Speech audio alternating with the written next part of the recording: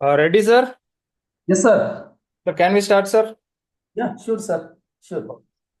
Okay, now sharing. Share. Yeah.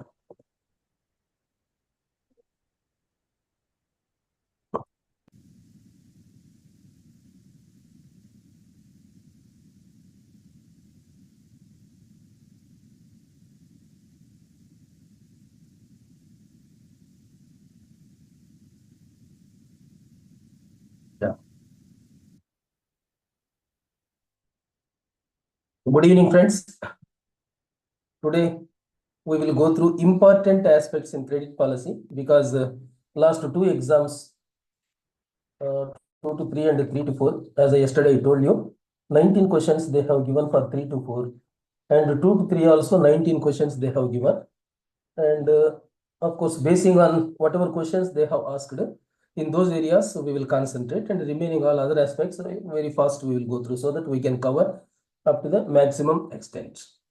So this is about today's program. Credit policy and CRM policy, important aspects we will go through because of importance they have given in both exams, including 1 to 2 also they have given good number of questions.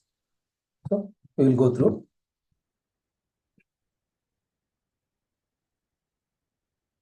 And the annotations, I think I have to stop annotate.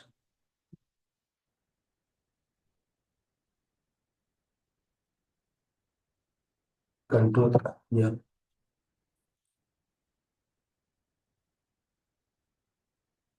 Okay, friends. Regarding startup trust areas, non-trust areas, we need not worry because already it is not touched in this. Yeah. So regarding CIRs, of course, this also 1 or 2, yeah. Commercial segment 650, 3 months, this is not required. Yes. So regarding Canara retail grade, we will go through this. CRG 3, it is called as near prime. CRG 3, where CAC score is 730 to 681. So the CRG 3 and 4, near prime and subprime, why it is classified? Because to avoid concentration risk of not good rated parties. These near prime and subprime, these people are not good rated. So their concentration is to be restricted. That is why near prime CRG3, CH score 730 to 681. For them, maximum 10% of retail loans sanctioned during the year. That is the maximum ceiling. Again, trigger point is 9% if we follow CRG, or 8% if CRG is not applicable, and CAC if we are taking. So what is this trigger point means? Up to that 9%, branches will have powers. Beyond 9%, it will go to next higher authority because we should not exceed 10% prescribed level. That is why always trigger point it will be there, where it will be curtailed up to certain level, so that it will be ensured that only 10% we are maintaining within 10%. So near prime maximum 10% of retail loans sanctioned during the year, and subprime here. For subprime, it is CRG4 or CAC score is 300 to 680, where CRG is not applicable. In that case, CAC score we will take. And for this maximum, we can sanction maximum 5% of retail loans sanctioned during the year. This is the maximum we can sanction for subprime borrowers. Of course, for subprime borrowers, we charge 0.25% additional rate of interest also. So here trigger point is 4.5% for CRG applicable and 4% if non-CRG if we are following CAC. So these 2 points, it is, since it is not asked in other exams, mostly for you, it is a little important. That's why. So CRG 3 and 4, near prime and subprime. You have to remember 10% and 5% maximum, right? Next, regarding real estate, earlier in exams, not this year, earlier exams, they used to ask definition of real estate sector. So here real estate definition means, what is real estate? Construction of space, creation of additional space. This is called real estate. Either on open land or on existing construction. So creation of additional space is called as real estate. Now real estate is divided into 2 types. One is non-commercial real estate, that is our housing loans. And second one is commercial real estate, shopping complexes, etc. So definition of this commercial real estate is that where source of repayment, that is cash flows towards repayment, more than 50% of cash flows, they are coming from lease or rental payments or sale of the assets. For example, understanding purpose, I will tell you, we are sanctioning loan for construction of one shopping complex. In that shopping complex, the builder, he may retain some shop and give on rent, or he may sell all shops and repay to us. So if he is selling all shops, repayment is 3 years only. If he is keeping for rental purpose, repayment is 7 years. So repayment for this real estate, commercial real estate loan is coming from those assets only, that is shopping complex for which we are giving either rental or sale of that asset. Suppose he has started some business, say doctor or chartered accountant. They have constructed one shopping complex and they themselves they have occupied and started their own business. In such cases, we don't call it as commercial real estate. Because this question they asked 3 to 4, about 2 years ago, they asked the question. Bank has sanctioned loan to a chartered accountant for construction of his own office. So where you will classify this account? They have given commercial real estate, REH, etc., etc. So it is non-commercial real estate. If he gives, say, SME, we can classify under SME, but in question exam, it is not given, only non-commercial real estate it is given. So this is about commercial real estate definition, right? Next, in between non-commercial and commercial, one more head has come. It is called as residential housing, commercial real estate, residential housing. So here definition, earlier they asked several times. What is the definition for this? We are giving loans for residential housing projects, wherein in that project, there will be some space for commercial complex like hospitals or shopping complex, etc. So that commercial space should not exceed 10% of total floor space index. Then we call it as commercial real estate residential housing. So some leverage is given for this CRERH because commercial real estate falls under non-thrust area. Non-thrust area means where we should not lend liberally. There are some ridings, restrictions. This is non-thrust area. So 4 are there in non-thrust area. One is commercial real estate. Second one is our capital market. Second one, third one is NBFCs. And fourth one is industries which do not have growth potential. We call them as sunset industries. Okay, sunset industry, we need not worry because it is not given in our policy. These three we will see one by one, one by one. So commercial real estate we have seen, and residential project definition also we have seen, where commercial space should not exceed 10% of the total housing projects area. We call it as floor space index, FSI, right?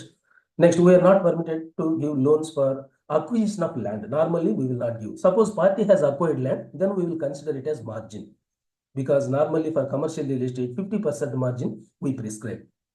If land is purchased from government, 40% is margin, right?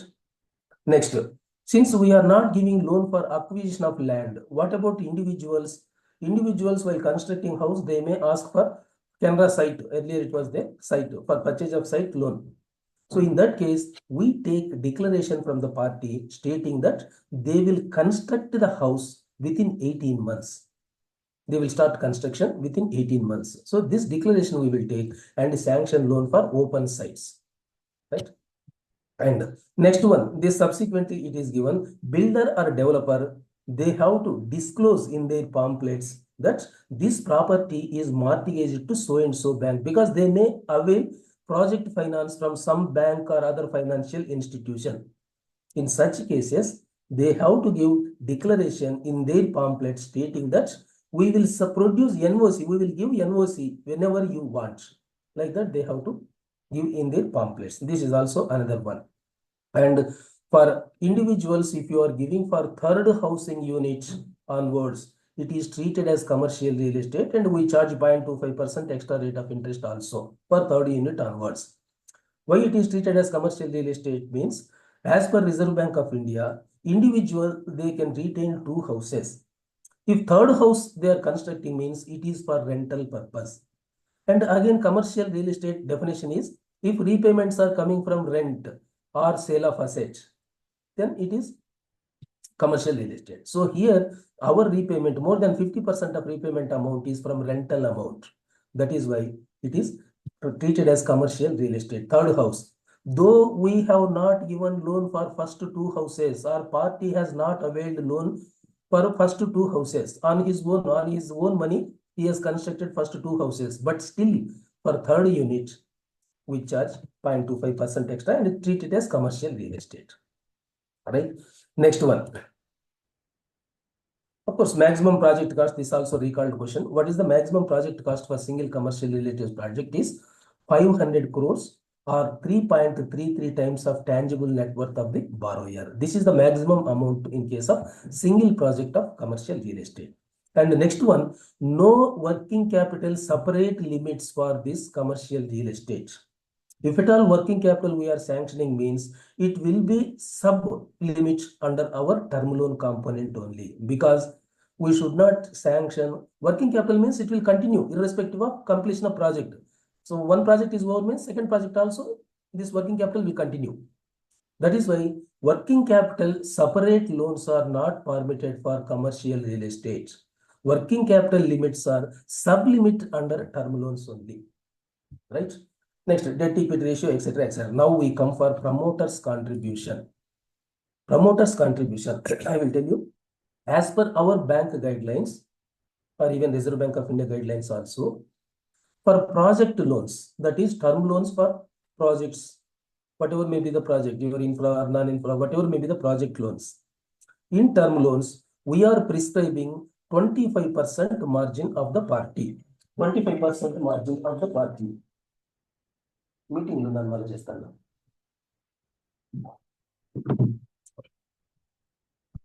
So 25% margin we are prescribing in case of term loans for projects. Out of 25%, what our guideline is that 50% of margin, that is 25% margin we are prescribing, out of that half of the amount should be his own equity. And the remaining half can be quasi-equity. What is quasi-equity? Quasi-equity means they are raising long-term borrowings from friends and relatives which are subordinated. That is quasi-equity, repayable in more than 12 years period. We call it as quasi-equity. So minimum half of margin should be own equity and the remaining half can be quasi-equity. This is norm. Particularly, it is applicable for 50 crores and above all projects. This is applicable. But in this case, commercial real estate, it is not 50%. Out of 25% margin, 17% their own equity. That means almost it is 1/3 or 2/3 is his own equity and 1/3 only quasi-equity is permitted. This is again a certain restriction because now commercial real estate, certain restrictions are there since it is non-trust area. So promoters contribution, it is total minimum 50% is margin. Out of that 25% is advance money he will be receiving from tentative buyers. That 25% we can consider. So remaining 25% minimum his own money, equity should be there.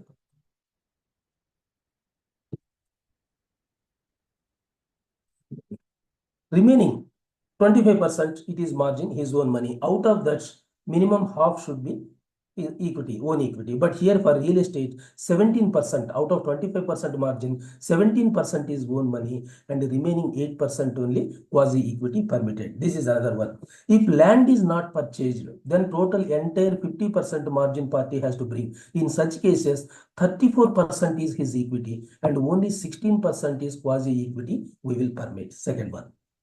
And if land is to be purchased from government, then margin is 40%. So in such case, since margin is 40%, 28% is equity and the remaining 12% only quasi-equity. So this is about equity and quasi-equity in case of project loans for this commercial real estate. Next, DSCR 1.25, it can be reduced. And you have to remember one thing, for all loans in general, debt service coverage ratio is 1.50. And in special cases, it may be reduced to 1.25. 1.50 is generally applicable all loans, DSCR.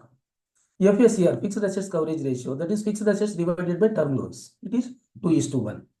Why it is 2:1? Fixed assets he is creating, for that half we are giving loan. Half is his own money. Suppose 200 crores is project cost, 100 crores we are giving loan because 50%, and another 50% is his margin. So 200 crores is fixed assets divided by our loan is 100. That is why 2:1 it will come. And 1.75 in exceptional cases. Repayment, as I told you, if it is sale of assets, 3 years. If it is rental, it is 7 years, right? This is about commercial real estate. Since they are asking very frequently, a little time we have added. Next, another recent guideline. Whenever we are sanctioning loans for commercial real estate, apart from project which already we are financing, we have to take 100% collateral security. This is the guideline. 100% collateral security. And what is this 100%? Again, distress sale value of collateral. Distress sale value means nothing but whatever, just like reserve price. If we sell immediately, how much we will get? For actual market value, some 15% they will reduce and fix it as distress sale value, just like our reserve price. So distress sale value of collateral security should be at least 100% of the loan amount. This guideline about 3-4 years back, bank has given. And this 100% security can be reduced to 75%, up to 75% in case of low risk parties. In case of low risk parties, this can be reduced up to 75% by GM or CGM HOCAC, and 75 to 50% can be reduced by EDCAC, and less than 50% by CAC of the board. This is in case of low risk. Low risk. In case of normal risk, 100% reduction up to 80% reduction by CGM or GM HOCAC, and 80 to 60% by EDCAC, below 60% CAC of the board. This is what reduction in case of collateral comfort, right? Next, all projects, generally commercial real estate, all projects are subjected to project appraisal, because our project appraisal for new projects 10 crores and above, that is our guideline. But here there is no question of 10 crores. All projects are subjected to project appraisal. And CRE RH, real estate, residential housing, up to 5 crores, this project appraisal is exempted, right? Next, LTV is monitoring on yearly basis. Loan to value we call. For all real estate loans and also gold loans, LTV is the monitoring tool. How this is monitoring tool? LTV, what is numerator? Numerator is nothing but total loan. Your principal, interest, charges, etc. Whatever total liability is there, that is numerator. And denominator is value of security. Whatever security is. This is what LTV, loan to value, we call. This is monitoring tool. At the time of sanctioning loan, what is LTV we have accepted? That should continue. For example, understanding purpose, I will tell you, 20 lakhs is house cost. We are giving 15 lakhs loan, 25% margin we are prescribing. For 20 lakhs house, 15 lakhs loan is given. Then what is LTV here? Liability 15 lakhs divided by security 20 lakhs. It is 75%. So we are accepting 75% at the time of sanctioning loan. Subsequently, this LTV has become 80%. 80% means liability from 15 lakhs, it has become 16 lakhs. Then it is 80%. That is, it is increased. It is adverse feature. Why it is adverse feature? Because liability 15 lakhs, it has become 16. That means no repayments are there. Suppose repayments are coming. Liability has come down to 12 lakhs. But at the same time, value of security has come down to 15 lakhs. Then also it is 80%. So in both cases, LTV is a monitoring tool. Whatever we are accepting LTV percentage at the time of sanction, it should continue till entire period. If LTV is increasing means it is adverse feature. If LTV is decreasing means it is good feature. Right? This is loan to value monitoring tool. Next, valuation generally once in 3 years for fixed assets we will do. And if account appears in SMA 1 in case of commercial real estate, yearly valuation once in a year. Right? Next, these two questions. National Building Code 2005 guidelines are applicable for building loans exceeding, construction of building exceeding 25 crores. NBC, this is also recalled question. Similarly, National Disaster Management Authority, NDMA guidelines, this is applicable for all types of real estate loans, including housing loans, 1 crore and above. This is National Disaster Management Authority. And even housing loans also, if you are sanctioning 1 crore and above, we have to take declaration from the party stating that we are following NDMA guidelines, right?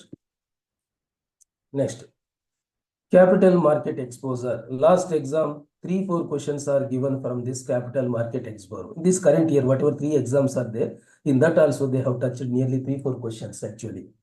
So we will see what is this capital market restrictions. First one is maximum exposure of the bank to capital market. Capital market is stock market. Is maximum 40% of bank's net worth as on 31st March previous year. This is maximum amount. This is recalled question current year. What is the maximum exposure to capital market? Either solo basis or consolidation basis.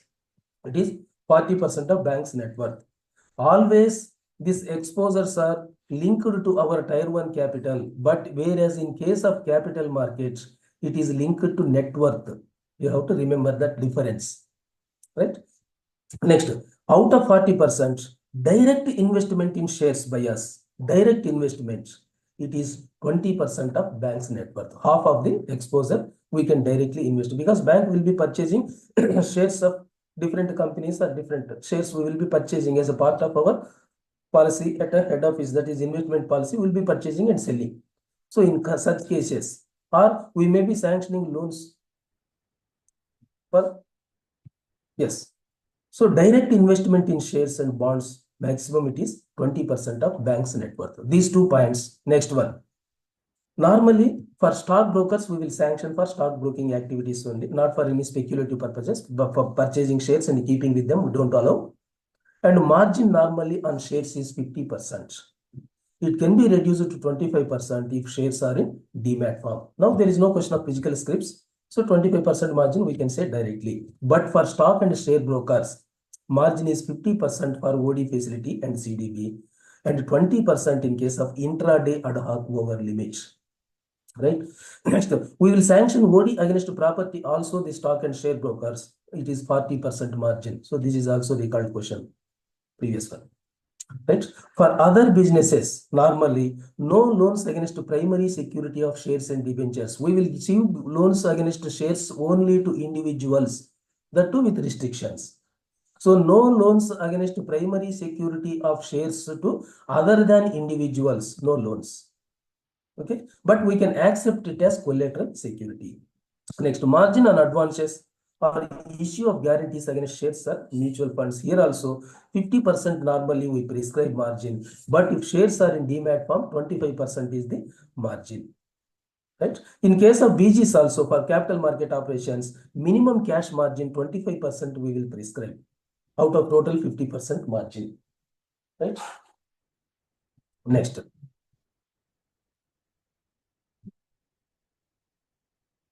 Advances against units of mutual funds. Normally, while sanctioning loans against mutual funds, what is the value we consider? It is linked to net asset value or repurchase price or market value, whichever is less. And another one, recently recalled question 2 to 3, loans to mutual funds within ceiling of 20% of the net assets, and that too for a period not exceeding 6 months. We will sanction loans to mutual funds also to meet the commitments, payment commitments. In such cases, maximum we sanction is 20% of the net asset and period not exceeding 6 months. This is loans to mutual funds directly, not against mutual funds, loans to mutual funds only. Next, non-banking finance companies. Here, non-banking finance companies, generally asset financing, here definitions only we will see. This is first one is general terminology. Second one is asset financing companies. Only classification we will see. What is meant by asset financing company means where NBFC is financing to borrowers for creation of physical assets. And 60% of that NBFC loans are given for creation of physical assets. And 60% of income to that NBFC is coming from income of physical assets. So this is called as asset finance company. NBFC's classification, NBFC asset finance company means that NBFC has lent to at least 60% of their loans for creation of physical assets, and income for that NBFC is also 60% of income is coming from the physical assets. Then we call it asset finance company, first one. Second one, infrastructure finance company. Definition. Infrastructure finance company, it deploys at least 75% of its total loans in infrastructure assets. That means out of total loans of NBFC, at least 75% of its loans are given for infrastructure companies. Then we call it as infrastructure finance company. And their minimum net own funds should be 300 crores, rating A and equivalent. And CRAR, capital adequacy ratio, is 15%. And it accepts public funds. This is about infrastructure finance companies. NBFC's two definitions. And third one, systematically important core investment company. This core investment company means these NBFCs are formed only for investment in their sister concerns and associates. So 90% of its loans are given, or investments are made in sister concerns only, not for outsiders. This is called systematically important core investment company. So out of 90% again, at least 60% are invested in equity shares of group companies, and its asset size is 100 crores. This is NBFC, systematically core investment company. And infrastructure debt fund. This infrastructure debt fund, this is also NBFC, but here again it will give loans to infrastructure only, but it collects funds from public by issuing bonds with minimum 5-year maturity. And 10% of its required funds, they raised through commercial paper or ECB, external commercial borrowings, here also with maturity less than 5 years. So this is source of their funds, and these funds they collect and invest in infrastructure companies. This is infrastructure ID of NBFC. And MFIs, already 75%, if they have qualifying assets, we call it NBFC. And NBFC factors, factoring activity, whom we call as, what is the definition of NBFC factors? So any NBFC whose assets are at least 50%, they have deployed in purchasing book debts. That is what factoring. Factoring means nothing but purchasing of book debts. Forfeiting means purchasing of abroad receivables. This is difference between factoring and forfeiting. Factoring is short term because normally we discount up to 90 days or 180 days, at most to 360 days. Whereas forfeiting, it will be up to 5 years or so. That is why it is forfeiting is long term, factoring is short term. So here this NBFC, at least 50% of its loans are given for purchasing book debts. This is called NBFC factors. So only definitions for NBFCs, because in the exam they are asking definitions only, we are going. Mortgage guarantee companies. Here 90% of their loans are given for mortgage guarantees against mortgage of securities, right? And their net own funds 100 crores. Only for your infrastructure finance companies, MFI, NBFC, 300 crores only for infrastructure finance companies, their net own funds should be 300 crores. For other NBFCs, it is 100 crores net own funds, right? Okay, then 16 times, 19 times, it is not that much important. But this for current year exam, minimum asset coverage ratio for financing to NBFCs. This is latest one and important for your exam. Minimum asset coverage ratio for financing NBFCs is 1.10 for NBFC MFI, microfinance institutions. And for others, it is 1.25. What is asset coverage ratio? Total assets divided by total outside liabilities. Total assets. Suppose one NBFC, this asset finance company, it has given 1000 crores loans.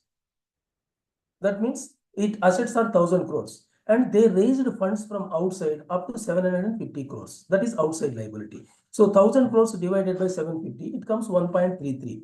This is what asset coverage ratio. What is their exposure loans, how much they have given, that is total their assets, divided by how much they raised loans from outside. So asset coverage ratio for NBFC, for financing NBFC is 1.25. This is important for current year exam. Please keep in mind. If it is a microfinance institution, then 1.10. And AAA rated also 1.10. AA rated 1.15. A rated NBFC is 1.20. This is for financing to NBFCs we will consider this asset coverage ratio, one of the factor. Next, software. Last year they asked this question, margin. What is margin on software? It is 40 to 50% because very frequently obsolescence. That means technology will be changing very frequently. That's why we keep more margin. Repayment also generally 3 to 4 years, lesser period only. And this margin can be reduced from 40% to 25 to 30% provided the vendor has entered into agreement with them for upgradation of the equipment or buyback arrangements. Next, feature films. This is also recent recalled question. Last year it has asked. What is feature films? Maximum. One is eligibility. The producer should have at least 5 years good track record, number one. Number two, he is not a defaulter to National Film Development Corporation, number two. And number three, what is maximum amount we can sanction is 35% of the project cost only we will sanction. And the remaining 65% is margin. Out of 65%, it is promoter's margin is 25% and advance from distributors is 40%. So they asked what is the maximum permissible limit for feature films. 35% is permissible limit, 65% is margin, right? Of course, regarding bills discounting, 50 crores, wherever the turnover of over 50 crores is there, in case of our borrowers, whose book debts turnover is 50 crores and above, in such cases, they have to submit as aging schedule. Aging schedule means since how many days each debtor is outstanding. So wherever our borrowers debtors turnover is 50 crores and above, they have to submit as aging schedule. Aging schedule is since how many days the debtors are outstanding, each debtor is outstanding. This is one of the points, right? STCLs will go very fast because only 2-3 years back only they asked this question. Short-term corporate loans. So generally we sanction to good corporates and government companies, etc. It is for temporary mismatch in cash flows. That is purpose. Temporary mismatch in cash flows. That means they are expecting some funds yet to come. Till that funds are received, so we will give this loan. It is called short-term corporate loan. These funds they may utilize for working capital purpose or for term loan purpose for purchasing fixed assets, etc. Doesn't matter. So here two types. One is secured, second one is non-secured, unsecured. Secured, it is for good corporates, we will give. And here tenure is maximum 12 months only for secured loans. And what is the out of 12 months tenure, at a time we will give 6 months period. It can be rolled over by another 6 months. That means first we will fix 6 months repayment. After 6 months, we will extend by another 6 months. That is rollover. Maximum 12 months for secured STCL. And they have to avail within 3 months from sanction. What is unsecured STCL? It is for good not for corporates, particularly government, profit-making PSUs and government organizations. Because it is unsecured one, normally we will give only for government agencies. Here maximum tenure is 6 months only. And they have to avail within 30 days from the date of sanction. And it not more than 2 tranches. 2 tranches means in 2 disbursements maximum. It will be availed. This is about unsecured. And third one is corporate loan scheme. Here maximum period is 60 months. Only difference is that. So secured STCL 12 months, unsecured 6 months, and corporate loan scheme is 60 months repayment. Next, regarding consortium advances, because they asked about JLA, 3 to 4 question is regarding JLA, they asked a question this year. So barring JLA, others are consortium, multiple banking, and syndication, these 3. So we may expect one question from these 3. For consortium, what they say is at least 10% of total fund-based limit each bank should have, minimum. But it can vary again. So the general guideline is that minimum 10% fund-based limit should be there for each bank. That is one. And second one, for consortium, generally appraisal, documentation, everything will be done by lead bank or some agencies. It is. So here common documentation, common terms and conditions, etc. Only thing is, for recalled question is that in consortium, classification of account, which is under consortium, it is basing on individual bank's recovery history. Suppose in our bank, party is paying promptly, yes, it is standard asset. In other bank, party is not paying, it may become NPA in that bank. But in our bank, it is standard assets. This is what classification basing on individual banks recovery. This is for consortium. Next, what is multiple banking arrangement? Multiple banking arrangements means there will not be any common documentation, separate agreements, documentations, terms and conditions also differ, different banks. But here only thing is, as far as possible, paripassu charge on security we have to take on hypothecated assets. Paripassu charge. What is paripassu? Paripassu charge means our charge should be in proportion to our loan exposure. So a party has availed 500 crores from 5 banks. One bank 50, second bank 100, third bank 150, fourth bank 200, like that he has availed. So 51 first bank which has availed, it is 10% share only out of total loans. So in security also they will get 10% share. 100 crores which bank sanctioned, it will have 20% share, like that. Share in securities in proportion to our exposure. This is called paripassu charge. So in multiple banking arrangement, paripassu charge, it should be there. Quarterly exchange of information, number one. Half yearly chartered accountant certificate stating that they are meeting all RBI's conditions, compliance of RBI guidelines. Half yearly chartered account certificate they have to submit, and yearly chartered accountant certificate they have to submit stating that what are all the limits they are enjoying with other banks. Total they have to give at the time of renewal or at the time of expansion, additional finance, or the time of review. They have to submit yearly chartered accountant certificate stating that what are all the loans they availed from other banks and financial institutions. JLA. The recalled question in JLA is what is the amount here? Cut-off limit for formation of JLA. 150 crores and above. And more than 2 public sector banks are involved. Two more than 1 public sector banks, 2 and above. Matter. So 150 crores is loan quantum. More than 1 public sector means 2 or more public sector banks have sanctioned this loan. In such case, JLA formation is mandatory. This is what Reserve Bank guideline. So here only 2 questions here. And rating also BBB or equivalent or good rating. Right? This is about JLA, 150 crores and more than 1. That is 2 and above banks. Public sector banks are involved. And borrower's rating is BBB and good rating. Next, time norms for issuing NOC or paripassu. This is also previous year's recalled question. Time norms for issuing NOC or paripassu. What is this time norms for issuing NOC or paripassu means? Suppose party is enjoying 500 crores limits with 3 banks. He want another 100 crores loan. So he will come and approach existing banks, or he may approach another 4th bank also. Either existing bank he approaches, that bank has to take NOC from other 2 banks, or if he is approaching 4th bank, another bank, and these 3 has to give NOC. Giving NOC means they are giving paripassu charge on the assets available for this loan. So they are sharing these securities with a new person, new bank which is entering. This is called paripassu charge. NOC implied that he is sharing paripassu charge.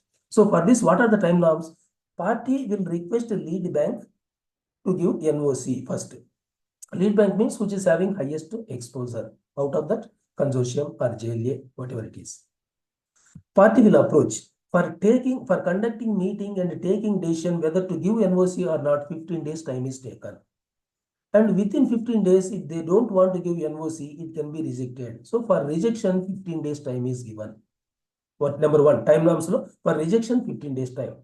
And second one, lead bank, if it is considering, yes, we will give NOC, first lead bank will send a proposal to its head office and get sanction in 30 days. That means for lead bank giving NOC, 45 days time is there. And after receiving sanction of lead bank, it will be given to other members banks, and these banks will take up with their head office and get sanction in another 30 days. So for member banks, for giving NOC, 75 days time is given. This is total norms. 15 days for rejection, 45 days for lead bank, 75 days for member banks. This is time norms for giving NOC, ceding paripassu charge, right? So total 75 days. Next, syndication. What is loan syndication?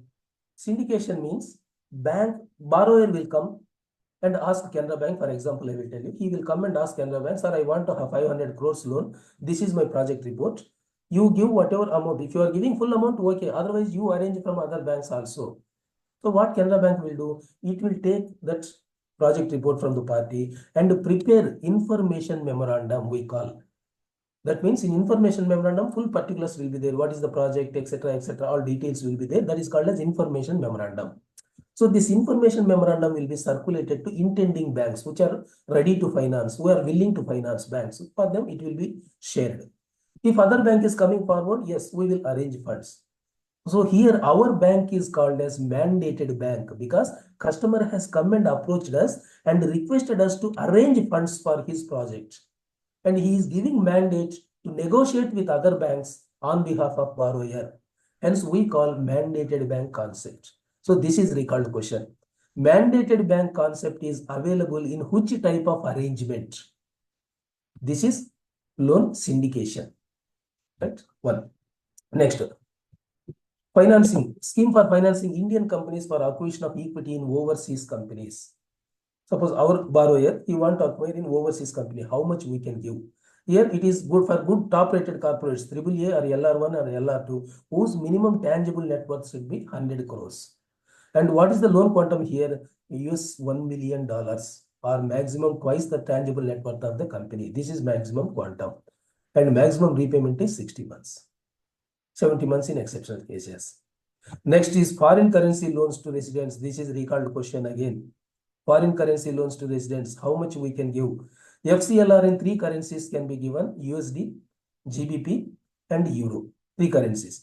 And other than public sector undertakings, collateral security 125% for moderate risk-rated accounts. It is they have to give for this FCLR. And minimum loan amount. This is recalled question. That's why I have put in red. Minimum loan amount should be equivalent to US $150,000 in case of working capital loans or term loans, and loan amount is $50,000 in case of short-term import financing. This is previous year's recalled question. So both questions it has come in exams. What is the maximum amount of foreign currency loans to resident individuals, residents? So here $150,000 in case of working capital or term loans, and $50,000 in case of short-term import financing. And for liquidation of our existing rupee term loans also it can be sanctioned, but residual loan tenure it is less than 5 years. So this is about FCLRs. Next, for NBFCs also, these FCLRs are permitted, that to AAA rated NBFCs, and maximum quantum here $5 million. Repayment working capital 1 year, term loan 3 years. This is for NBFCs. For individuals only $1.5 lakh or $50,000. For NBFCs $5 million. Right? Now OPL, this is recalled question. They asked OPL also, now current year exam. So please go through this in the important points. Fair, in OPL normally we mention only, we will not mention figures. We will simply mention fair, good, very good, large, very large, like that. Fair means the party's net worth is 10 to 25 lakhs. Good means party's net worth is 25 lakhs to 1 crore. Very good means 1 crore to 10 crore. Large means 10 to 25 crores. This they asked. Very large means above 25 crores. This in OPL, if we mention very large or large, very good, what is the quantum? So this is recalled question, current year, please keep in mind. Secured OD once in 6 months, book dates. Infrastructure Investment Trust. So infrastructure investment trust, this is again current year recalled question. This year only in exam 2 to 3 or 3 to 4 in that it is appeared. Infrastructure investment trust, because in Reserve Bank recent notifications also this talk about this INV ITC is there. What is this infrastructure investment trust?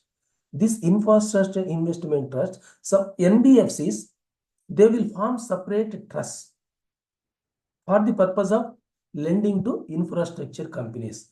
Lending means here they acquire equity in that company. That means they will become part owners. This is what investment ITs will do. It is a trust, investment, infrastructure investment trust. So it is trust. They acquire equity in infrastructure companies. So for acquiring equity, we will give loans. Now, how much we will give? Since it is a trust, as per our prudential exposure norms, maximum amount we can give to a single trust is 100 crores. So here also, maximum amount we can give to investment trust is 100 crores only, maximum. So then what are the guidelines here? Bank finance will be restricted to 50% of the finance required for acquiring promoter stake. So if they are acquiring promoter stake in investment, this infrastructure company, say 100 crores, so we will sanction only 50 crores per that. So our loan is 50%. And holding of the INVIT in the underlying asset should not be less than 1,000 crores. That means total assets of that company at least minimum 1,000 crores. Net worth also 1,000 crores. Then only we will sanction loans to such INVITs. Aggregate exposure ceiling. Total exposure is 1,000 crores. That means maximum we can give to 10 INVITs only. So here individual maximum 100 crores already I have told you. For trust maximum amount we will give 100 crores only. Right? Next, margin is 50% because 50% here already it is told. Our finance is restricted to 50% of their finance required for acquiring promoters stake. That is why margin is 50%. Debt equity ratio 1:1. Debt service coverage ratio 1.50, it is common. And maximum repayment 7 years. Right? Next, for risk weight purpose, since our loan is given for acquiring equity, so it is capital market exposure. We can treat as capital market exposure, and our risk weight will be as applicable to capital market exposure. What is capital market exposure risk weight? 125% at present. So for this risk weight is 125%, or if that INVIT grading is not good, then if it is higher than 125%, that risk weight only we will take. This is another one. And this is latest one. Reserve Bank has again reiterated, that is why important for current year exam, that this investment trust should invest at least 80% of its total amount in completed and revenue generating assets. That means suppose they are giving for road projects. That road project is completed and tolls they are receiving only to such projects only they have to give loans. So 80% of their loans are given for completed projects which are generating income. Remaining out of 20% again, not more than 10% of the value of asset they shall be invested under construction. That means ongoing, still not completed. For that maximum 10% only. So completed projects 80%, incompleted projects maximum 10% they will invest. This is current year important question because recently Reserve Bank has reiterated this. And now recall the question yesterday 2 to 3. In this what it has come? Investment IT structure shall have mainly 4 parties. What are those 4 parties? You identify odd man out. That was the question. So what are the 4 parties? One is sponsors, that is some NBFC. Second one is trustee, this investment IT. Third one is investment manager. For that investment manager will be there. And the fourth one is project manager. Project manager means where they are giving loan or acquiring that equity in that particular project, that project manager. So 4 parties, all being separate entities. This is recalled question of current year for investment ITs. Who are all the 4 parties? Right? Sponsors, trustee, investment manager, and project manager. Interbank participation certificates, of course, they have not touched. We need not worry much. That only 91 days, 180 days if it is with risk sharing period of that certificate. 90 days if it is without risk sharing. Right? And IBPCs issued by bank with minimum capital adequacy ratio of 10% are eligible for subscribe to IBPC by our bank. We will also subscribe to IBPCs provided that bonds issuing bank minimum capital should be 10% capital adequacy ratio. And this is last year's recalled question again. Co-lending by banks and NBFCs, including housing finance to priority sectors. Bank will take its share of the individual loans on a back-to-back basis in their books. NBFC shall be required to retain 20% of their share of their books. This is the recalled question. What is the question actually? Out of co-lending by banks and NBFCs, what is the maximum share NBFC will retain? So here what NBFC will do? These NBFCs, which will be in villages, rural places, they will be working. They identify borrowers, they disburse loans to that borrowers, and they take documentation, everything they will complete. Out of that, 80% of the amount they will assign. That means simply by way of agreement, assignment agreement, they will assign 80%, they retain 20%, NBFC. Whatever recoveries are coming from these loans, 80% will be passed on to us and 20% will be taken by NBFC. All these transactions will be routed through one escrow account, which is opened for separate this purpose. This is co-lending. So here for exam purpose, they will retain 20% of their share and 80% they will transfer to us. Right? At least minimum 20% they will retain. Digital lending framework, only APR and key fact statement, these two are important. What is this key fact statement? Actually, from October 1st, 2024 onwards, we have to give key fact statement in case of digital lending, particularly in respect of your retail and SME loans. These two. And what is this key fact statement? This statement should contain in simple terms what are all the terms, conditions of this loan, and another one, what is the total charges including your interest? That is called as annual percentage rate. This also it should contain. So key fact statement should contain terms and conditions and annual percentage rate, all charges included in that APR. This they have to give to all parties. Whoever applies online, this key fact statement is to be given to them for retail lending and SME loans through digital, right? Mostly, if they ask in exam, what is APR or what is key fact statement, you have to answer. Next, credit proposals, who by whom, this we will not, that much we will not waste time. Submission of branches. And participation in bids, this also it is not asked so far, we need not worry. Next, regarding submission of balance sheet for availing credit facilities, fresh limits or additional limits or renewal during financial year, party has to submit balance sheet. Which year's audited balance sheet party has to submit? This is the question. So for this, suppose party is coming us in November month. Suppose this we will take November to March, party is coming us for new loan, fresh loan. November means normally balance sheet when parties have to submit within 7 months from the close of financial year. That means by 31st October, their audited balance sheet should be ready and they have to submit to the banks. That means if party is approaching in this month, November month, what is current financial year? 2025, March. This is current financial year, 2025. And which financial year's audited balance sheet he will give? 24 March balance sheet he will give. That means T minus 1. This is T minus 1. Suppose party is approaching for loan between November and March, T minus 1 audited balance sheet they have to submit. If they are approaching April to October means 24 balance sheet is not ready till October 31st time is there. So previous year, that is 23 balance sheet is ready. So T minus 2 they will submit. This is the question. For availing credit facilities, fresh or additional, etc., which audited balance sheet party has to submit? Between November and March, T minus 1, and in between April and October, T minus 2, they have to submit audited balance sheet.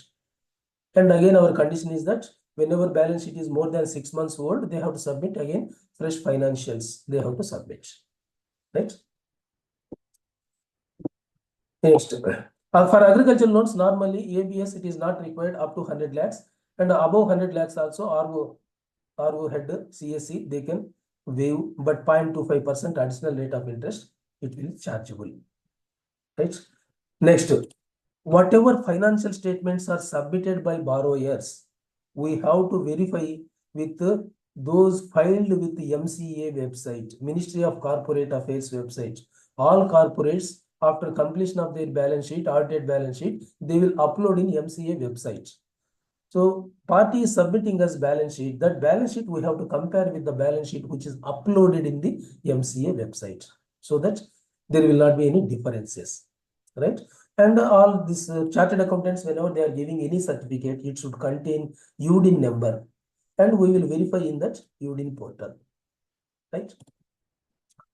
Next, in case of proposals wherein the limits are above 5 crores, we have to obtain passports of the promoters or promoter directors and guarantors above 5 crores. Passport we have to obtain, right? Legal entity identifier now by 30th April, 5 crores and above compulsory, only single point here. And this is again report from Economic Intelligence Bureau to be sought for exposure above 50 crores in respect of all prospective borrowers, and also where borrower account with an amount of 50 crores slips to NPA. If new party is coming and asking 50 crores and above, we have to call for report from Economic Intelligence Bureau. Or if 50 crores and above account falls NPA, again you call for report from Economic Intelligence Bureau, right? Next one is group risk. Here, group risk, what is this group risk? Group risk means suppose a party is having 3-4 companies, sister concerns. There will be common directors, more than 30% investment in each company, then we call it as a group.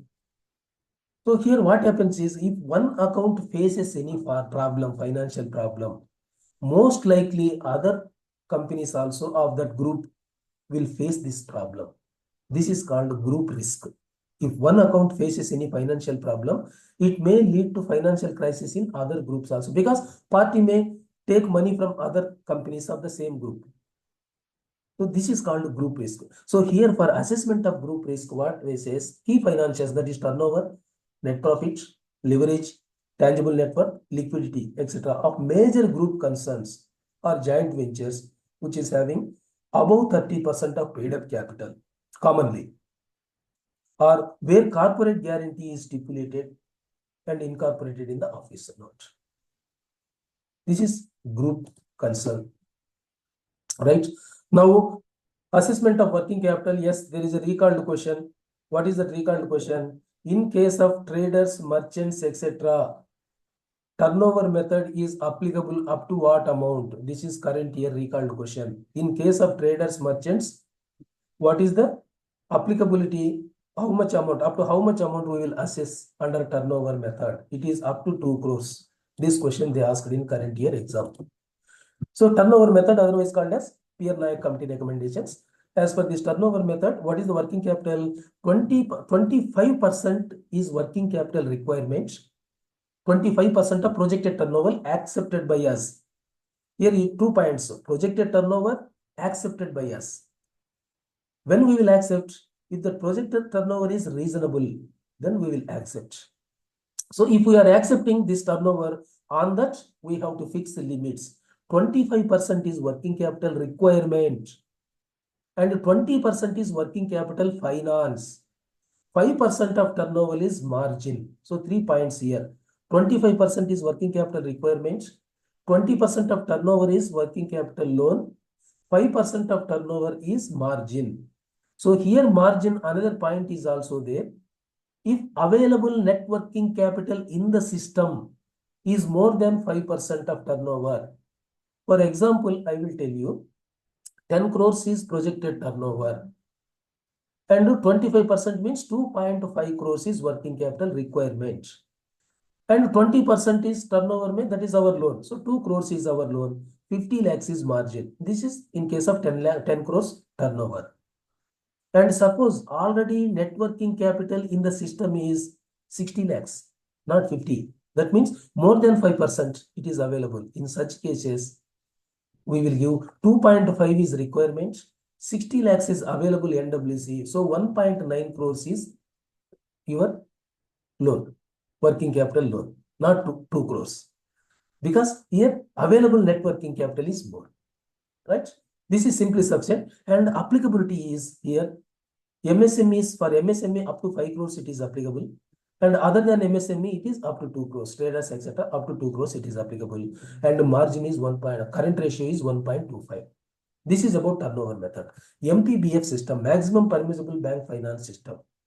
Here, how we will assess this maximum permissible bank finance system? First one is gross current assets. We call as gross working capital. Total current assets, we call as gross working capital. Minus current liabilities excluding bank borrowings. Gross working capital or total current assets minus Current liabilities excluding bank borrowings, there comes your working capital gap. This is recalled question. What is working capital gap? That question they asked in exam. So working capital gap is gross working capital or total current assets. Otherwise, we call as gross working capital. So gross working capital less current liabilities excluding bank borrowings. That is called working capital gap. So that much gap is there. That gap is to be filled by banker and borrower. Banker filling is loan, borrower's filling is margin. So how much margin for that? 25% of current assets is margin. So working capital gap minus 25% current assets, then comes your maximum permissible bank finance. So here again, instead of 25% working capital, gross working capital, if net working capital is more, that means current assets minus current liabilities is more than 25% of current assets. Then this higher amount we will deduct as margin and MPBF will be reduced. Just like turnover method also, same thing we are telling. Margin, available margin is more. Then this we will take as margin. Not 5% in case of turnover or 25% in case of your MPBF. So this is how we will arrive maximum permissible bank finance. For this, current ratio is 1.33 and limits over 25 crores, it is under cash budget or MPBF as per the option of borrower. So for MPBF, applicability is beyond turnover method up to 25 crores, MPBF is applicable. Beyond turnover means above 2 crores in case of traders, etc. Above 5 crores in case of SME. And up to 25 crores, MPBF is applicable. Suppose beyond 25 crores also, it is applicable, cash budget method is applicable. More than 25 crores means cash budget is applicable. But borrower will ask for MPBF. If he asks for MPBF, you have to do under MPBF only. That means always MPBF is very powerful. If borrower opts for MPBF, though he is eligible for turnover method or cash budget method, you have to do assessment under MPBF only. In odd man out, this question for confusion purpose they may ask. Bank is sanctioning 30 crores working capital loan. Under which method you will assess? They will give first turnover method, second MPBF, third one cash budget, like that. And fourth point they will give cash budget or MPBF as per option of the borrower. So immediately after seeing cash budget, yes, 25 above 25 crores cash budget is applicable. You may tick for cash budget, but option is either cash budget or MPBF as per option of the borrower. That is why you should be careful while answering, right? So MPBF for this current ratio is 1.33, right? Now next one is cash budget. Mostly cash budget they are asking about applicability. Cash budget method is applicable for which? Now, what are the limits? Number one, above 25 crores. Number two, seasonal industries like tea, sugar, software, construction, and NBFCs. This cash budget method is applicable. Number one, above 25 crores. Number two, seasonal industries, tea, sugar, software, construction, and NBFC. Non-banking finance companies also under cash budget we will do. Right? Next.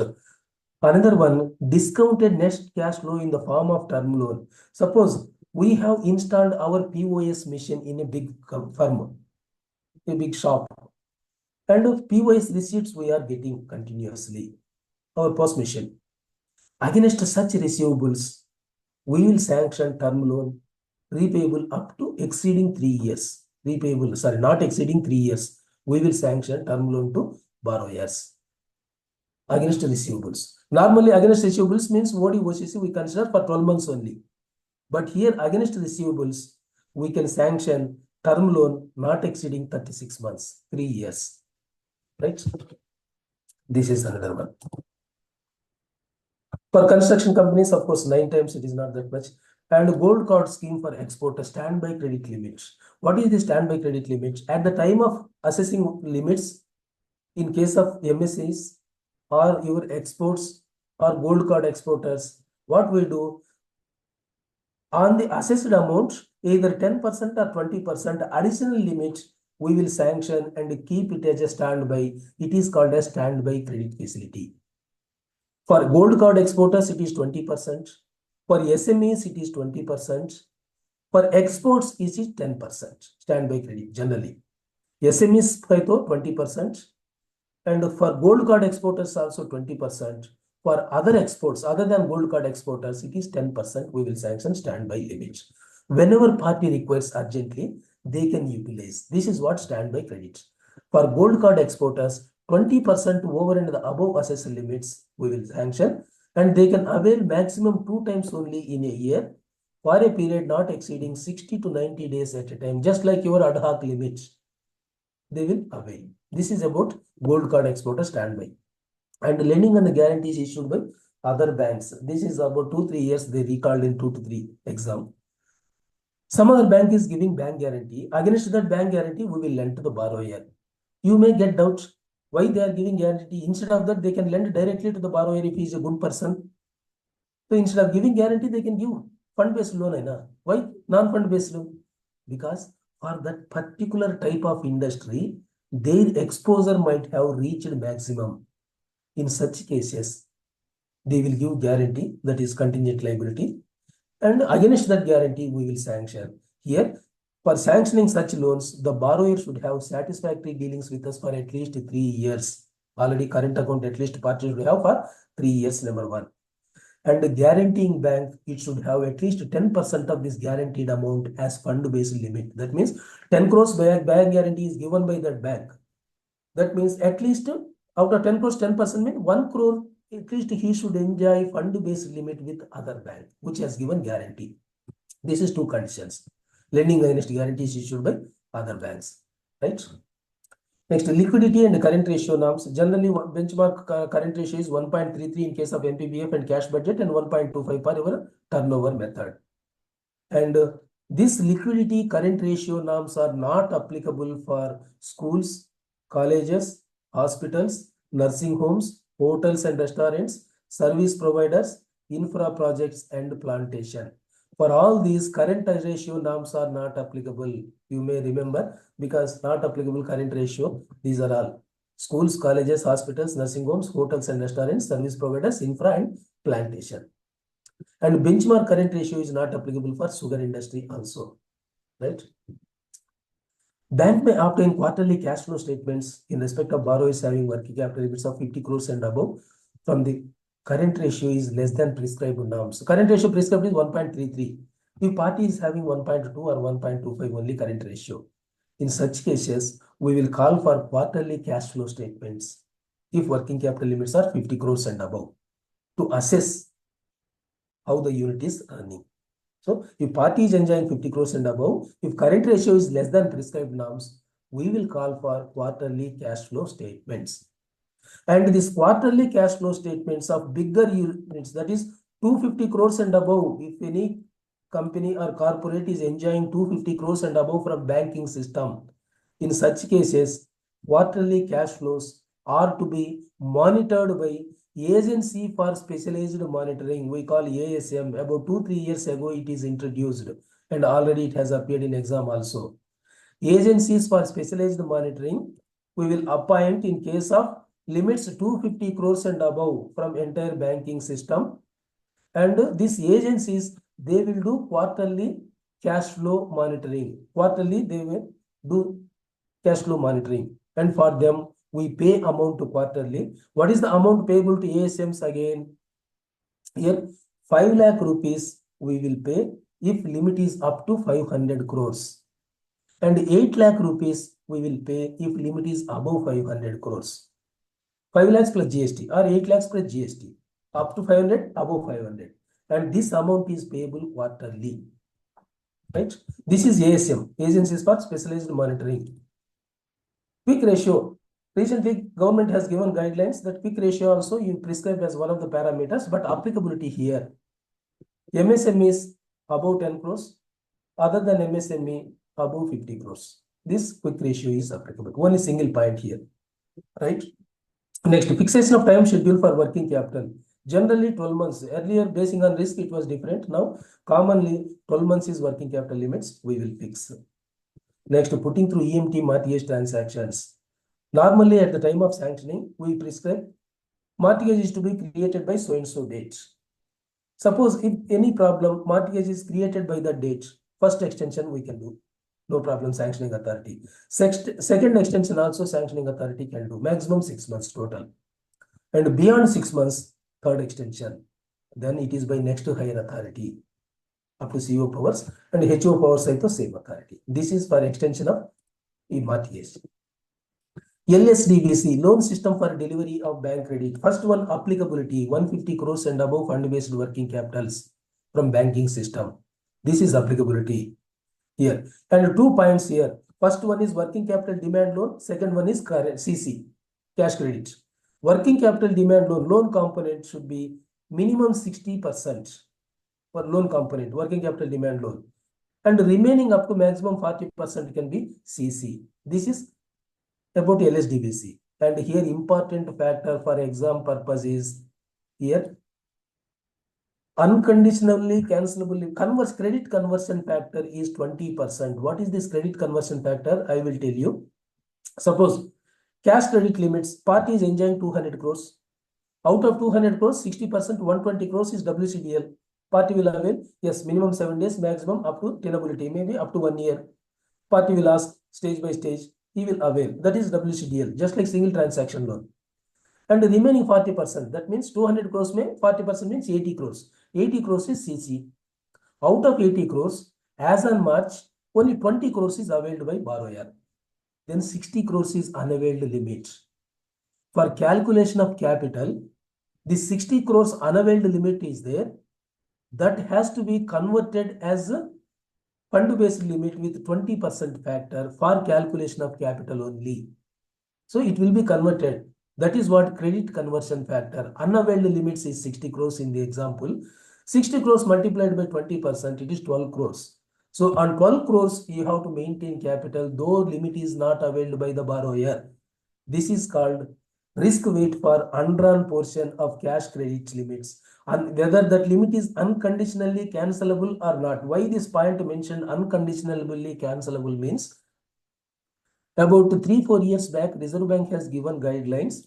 Wherever parties are having unavailed limits, if those unavailed limits are, they can be cancelled by banks without consent of borrower. That is called as unconditionally cancelable limits. That means if unavailed limit is there, we can cancel on our own. No consent of borrower is required.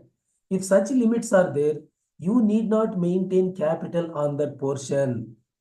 So Reserve Bank says, on the limits of unconditionally cancelable limits, whatever it is there, on those limits, you need not maintain capital.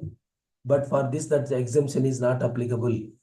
Though that unavailed portion is unconditionally cancelable, but you have to maintain still capital on this. This is what LSDBC ka important for exam purpose. Because they asked JLA 150 crores, LSDB also 150 crores. Both cutoff points same. You have to keep in mind. LSDBC 4 points. One is applicability, fund-based working capital limits 150 crores and above. And second one, loan component is 60% minimum. CC component maximum 40%. Second one. And third one, what is the credit conversion factor for unavailed limits is 20% is credit conversion factor for unavailed limits of CC. So 4 points here, right? Next, regarding computation of drawing power. Drawing power. Normally, at the time of arriving drawing power, we deduct sundry creditors for goods. That means to that extent, unpaid stocks are there. So for arriving drawing power, what we will do? Total stocks less sundry creditors for goods. That means unpaid stocks. Then comes paid stocks. On that less margin, then we arrive DP. But with the permission of GMHO CAC, you need not deduct sundry creditors. And at what level? While assessing this loan, at the time of sanction of this limit, what was the sundry creditors outstanding? So to that extent, you need not deduct. That means, suppose at the time of sanctioning this loan, sundry creditors was 1 crore. Now, at present, stocks 10 crores, minus 1 crore, minus 2 crores is your sundry creditors. Then paid stocks 8 crores it will come. 10 crores is stocks, 2 crores is sundry creditors, and 8 crores is paid stock. On that, we will arrive drawing power minus margin, then it comes 6 crores or so. But with the permission of GMHO what is the accepted level? 1 crore is accepted at the time of sanction. So up to 1 crore you need not deduct. That means out of 2 crore sundry creditors, you deduct 1 crore and 1 crore only you reduce from your stocks. Then comes 10 minus 1 instead of 2, it is 9. 9 minus margin, it comes more than 6 crores. This is what computation of drawing power. You need not deduct sundry creditors up to the level accepted at the time of sanction and arrive drawing power. But this is with the permission of GMHO, and above authorities. This is also recalled question. Earlier years, not current year. Term loans, okay, all these bonds, okay. These are all nothing, but recently hybrid annuity model, I have seen one recent circular. In hybrid annuity model, there is a recent guideline, latest circular. I will tell you directly so that you can remember. What is this hybrid annuity model for road projects? In case of national highway authorities, they are giving road projects. What they will do now, hybrid annuity may, some percentage of total project cost, they will give upfront. In the beginning itself, they say 100 crores is road project. Out of 100 crores, 40 crores first they will give to the borrower who is constructing this road. 40 crores they will give. Remaining 60 crores, party will raise loan from us. And this 60 crores, what this government will do, every year 10 crores like that I will give in 6 years, or every year 6 crores like that I will give in 10 years, like that they will have arrangement. So the 6 crores or 10 crores is receivable from government for this person, for this HAM project, hybrid annuity model projects. Against these receivables, we will sanction loan to this borrower. So in HAM projects, against receivables from government, we will sanction loans. And disbursement of these loans, normally, it should start from first installment of HAM received into the escrow account. First installment, whatever the 10 years government has committed, every year I will give this much. So first installment we have to receive to our escrow account. Then only we will disburse loan to the borrower against receivables, that HAM receivables. Already we have sanctioned for project, 60% we have sanctioned. Apart from that, another 40% is receivable from government. Against that also we will sanction. And that disbursement will start when first installment is received into our escrow account. But recent guideline is that before receipt of first installment, you can disburse to the party. And what is the maximum amount you can disburse? Up to the existing loan which he has availed for this project. Up to that amount, you can disperse before receipt of first installment of HAM project into our escrow account. This is recent guideline we have received for you, a little important. Right? Now, next one, in case of project loans, tail risk we call. What is this tail risk means?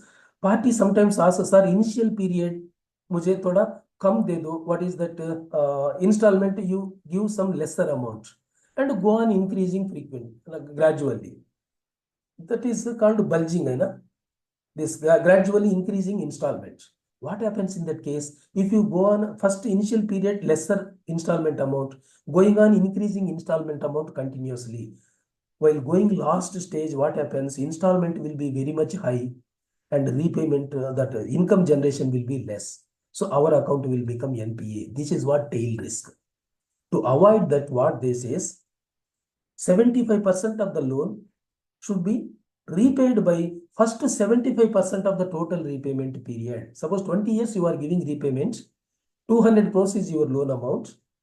Usme 75%, kitna 150 crores.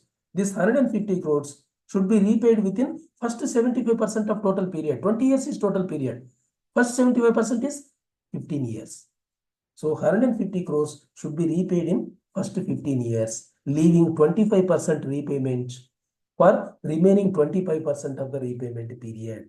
This is what, to avoid tail risk. Okay. Now, whatever question they ask about tail risk, you have to keep in mind, 25% is normally prescribed. For infra, it is 20% tail repayment period. And another one, reimbursement under term loans, old concept only, maximum 25% of the loan amount we can go for reimbursement.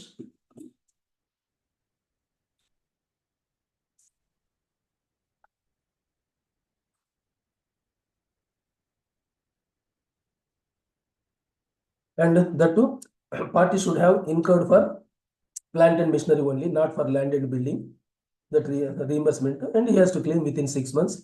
Bills, insurance, etc. are general guidelines. This we need not worry. Project appraisal, yes. One question already it has appeared. This question, agriculture, it is already appeared in current year exam. General advances, it is important for you because project appraisal this year completely changed. General and agriculture. So agriculture they asked in current year exam. General they may touch for your exam, right? Now, what is this project appraisal guidelines for new borrowers? We have to conduct project appraisal if project cost is 10 crores and above. 1000 lakhs means 10 crores and above. For new borrowers, project appraisal is compulsory. And in case of existing borrowers, low risk and normal risk. Existing borrowers, low risk and normal risk. If their dealings are less than 3 years with us, in such case, 15 crores, project cost 15 crores and above, project appraisal is applicable. If parties' dealings are 3 years and above with us, then 20 crores and above, project cost, it is to be appraisal. Project appraisal is to be done. So 3 points. Next, moderate risk accounts. Existing parties also moderate risk accounts, 10 crores and above. So new parties and existing moderate risk parties, cutoff limit is 10 crores and above for conducting project appraisal. And for existing parties, low risk and normal risk, 15 crores if the dealings are less than 3 years, 20 crores if dealings are 3 years and above with us. So this important point for a current exam. Next, commercial real estate, irrespective of amount, you have to conduct all projects, project appraisal, number 1. CRERH up to 5 crores exempted, project appraisal. Right? Next, agricultural loans, term loans. It will be conducted by Agricultural Innovation Center, AIC. For new customers with project cost above 400 lakhs, for existing customers with project cost above 750 lakhs, this project appraisal is to be conducted by Agricultural Innovation Center, right? This is about. Next, of course, this we will do. Next one, 250 crores, normally up to 250 crores, project appraisal may be either done by internally or by external TEV consultants will be there, TEV consultants. They can also do up to 250 crores, but beyond 250 crores, compulsorily we have to do, our internal only we have to do. And up to 250 crores also, the project appraisal is done by TEV consultants. It is to be vetted by our PAC or PAG, right? This is the guideline. Next. Approval of project appraisal, DGM CO, normally at CO, wherever they are doing at CO level, that appraisal will be approved by DGM CO. If it is a HO level, DGM HO for appraisal approval. And annual review of term loans, here, term loan sanctioned by circle head, CSC and above authorities, it is annual review. And all retail loans up to 5 crores, they are exempted. And moreover, if working capital limits also there, it will be done along with working capital limits, right? Financial benchmark parameters, normally they have not asked in the last 3 exams, they have not touched, hence we are not concentrating on that. But as I told you, mostly they may touch for debt equity ratio, number 1. Debt equity ratio for larger projects 2:1, for small projects 3:1, SME up to 4:1 also can be accepted. This is debt equity ratio. Only for agriculture, up to 10 lakh rupees project, 5.66 they have given. That is not that much important. So 2:1 generally, 3:1 or 4:1 it can be reduced. That is debt equity ratio. Second one is debt service coverage ratio. Debt service coverage ratio always it is 1.5 only. DSCR. They call average DSCR or whatever it is 1.5 only. It can be reduced to 1.25 or 1.20 again separate. That is DSCR. And third one is FACR, fixed assets coverage ratio. This fixed assets coverage ratio 1.33 It is 1.33:1. That is general. What is fixed assets coverage ratio? Fixed assets divided by term loans. 1.33. Suppose for 10 crore rupees fixed assets, you are giving 7.5 crores loan because 25% is margin. 10 crores is project, the total asset cost, fixed asset cost, and 7.5 crores we are giving loan because 75% of that and 25% is margin. Now FCLR, asset is 10 crores divided by our loan is 7.5, it is 1.33. Simple. So fixed assets coverage ratio generally 1.33, but it can be reduced to 1.20 or 1.25. But recently, for some SMEs, they have identified 9 coal industries, etc. For SMEs, this fixed assets coverage ratio is reduced to 1.25 and circle head can reduce it to 1.20. So fixed assets coverage ratio for identified 9 industries, coal, etc. it is there, paper industries, coal industries, etc. 1.25 is fixed assets coverage ratio. It can be reduced to 1.20 by circle head, CSE and above authorities. This is current year change and important for exam, current exam, right? Next. Yeah, this is here also 1.25. DGM CO CSE, they can accept up to 1.20. For others, it is 1.33 and 1.20. Right? Minimum equity, already we have discussed this. Minimum 50% they should have.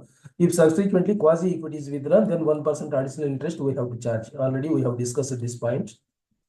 Delegation of powers, this is not important for current year exam. Yes. Takeover of borrowal accounts. 3-4 questions they asked in current year. Recalled questions, 3-4 questions are there from takeover. So we concentrate a little on takeover also. What is this borrower? This question they asked. First one. If borrower is approaching after 3 months of closing account with other bank, will you consider it as a takeover? If borrower is coming after 3 months from closing with other bank, then it is not takeover. If borrower is coming within 3 months after closing, then it is takeover. In case of retail and agricultural loans, 10 days only. After 10 days, if party approaches us, then we consider it as a non-takeover, not a takeover, normal we will consider. Right? This question they asked recent exam. Next, remaining are common guidelines. Rating BBB, normally BBB and above only we will take, but SMEs up to BB and above also we will consider for takeover. Right? Earning of profit for 3 years, common guideline, and 3 years audited balance sheet you have to call for and analyze and compare with your that UDIN portal, that Ministry of Corporate Affairs portal, you have to compare. That is also common guideline. And the previous 1 year, it is not restructured and not appeared in SMA during last 18 months. This is current year change. Earlier, it was 12 months only, not appeared NPA in SMA 2. Earlier 12 months, now it is 18 months. So important for your current year exam. Previous 1 year not restructured and not appeared in SMA 2 during last 18 months as per CRILC or CAR report. Next, the account should have been in the books of transfer bank with minimum period of 1 year. That means at least 1 year it should be with other bank, then only we will take over. And this 1 year we can reduce to 6 months for low risk and A and above rated borrowers. For good rated borrowers, 6 months is sufficient with other bank. We can take over, right? In case of manufacturing units, it should be minimum 1 year old. Manufacturing auto minimum 1 year old and satisfactory repayment track record of at least 6 months. And DCCO at least more than 6 months back. DCCO means date of commencement of commercial operations. More than 6 months ago, it is attained. And that means from 6 months it is generating income. So from 6 months it is generating income means repayments are, it should be regular. To ensure that repayments are regular, this condition. And regarding DCCO, last 3 to 4 one question has come in exam. DCCO, in case of project loans, at the time of financial closure, means tie up with all banks, full amount. Say 1,000 crores loan is required and 2-3 banks are sanctioning, all bank sanction letters are received. Then it is called financial closure. At the time of financial closure, whatever date it is mentioned in DCCO, normally it is the date of commencement of commercial operations as per project. Original date of commencement of commercial operations. Suppose there is delay in construction of project. First 2 years delay. After original date, 2 years can be extended, no issue. In case of infra, in case of non-infra, 1 year extension. Infra hai to 2 years extension, non-infra hai to 1 year extension.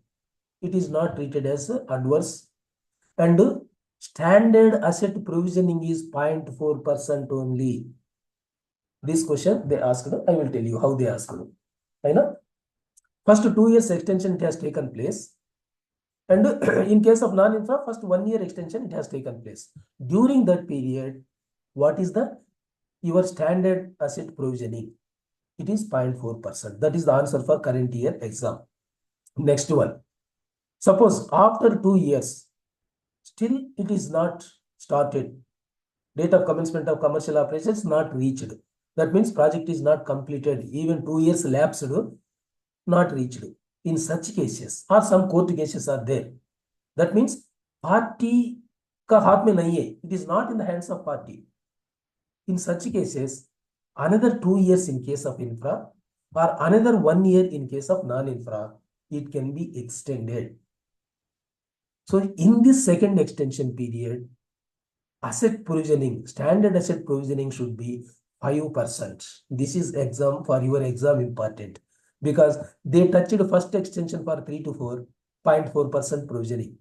Second extension, 5% provisioning for you.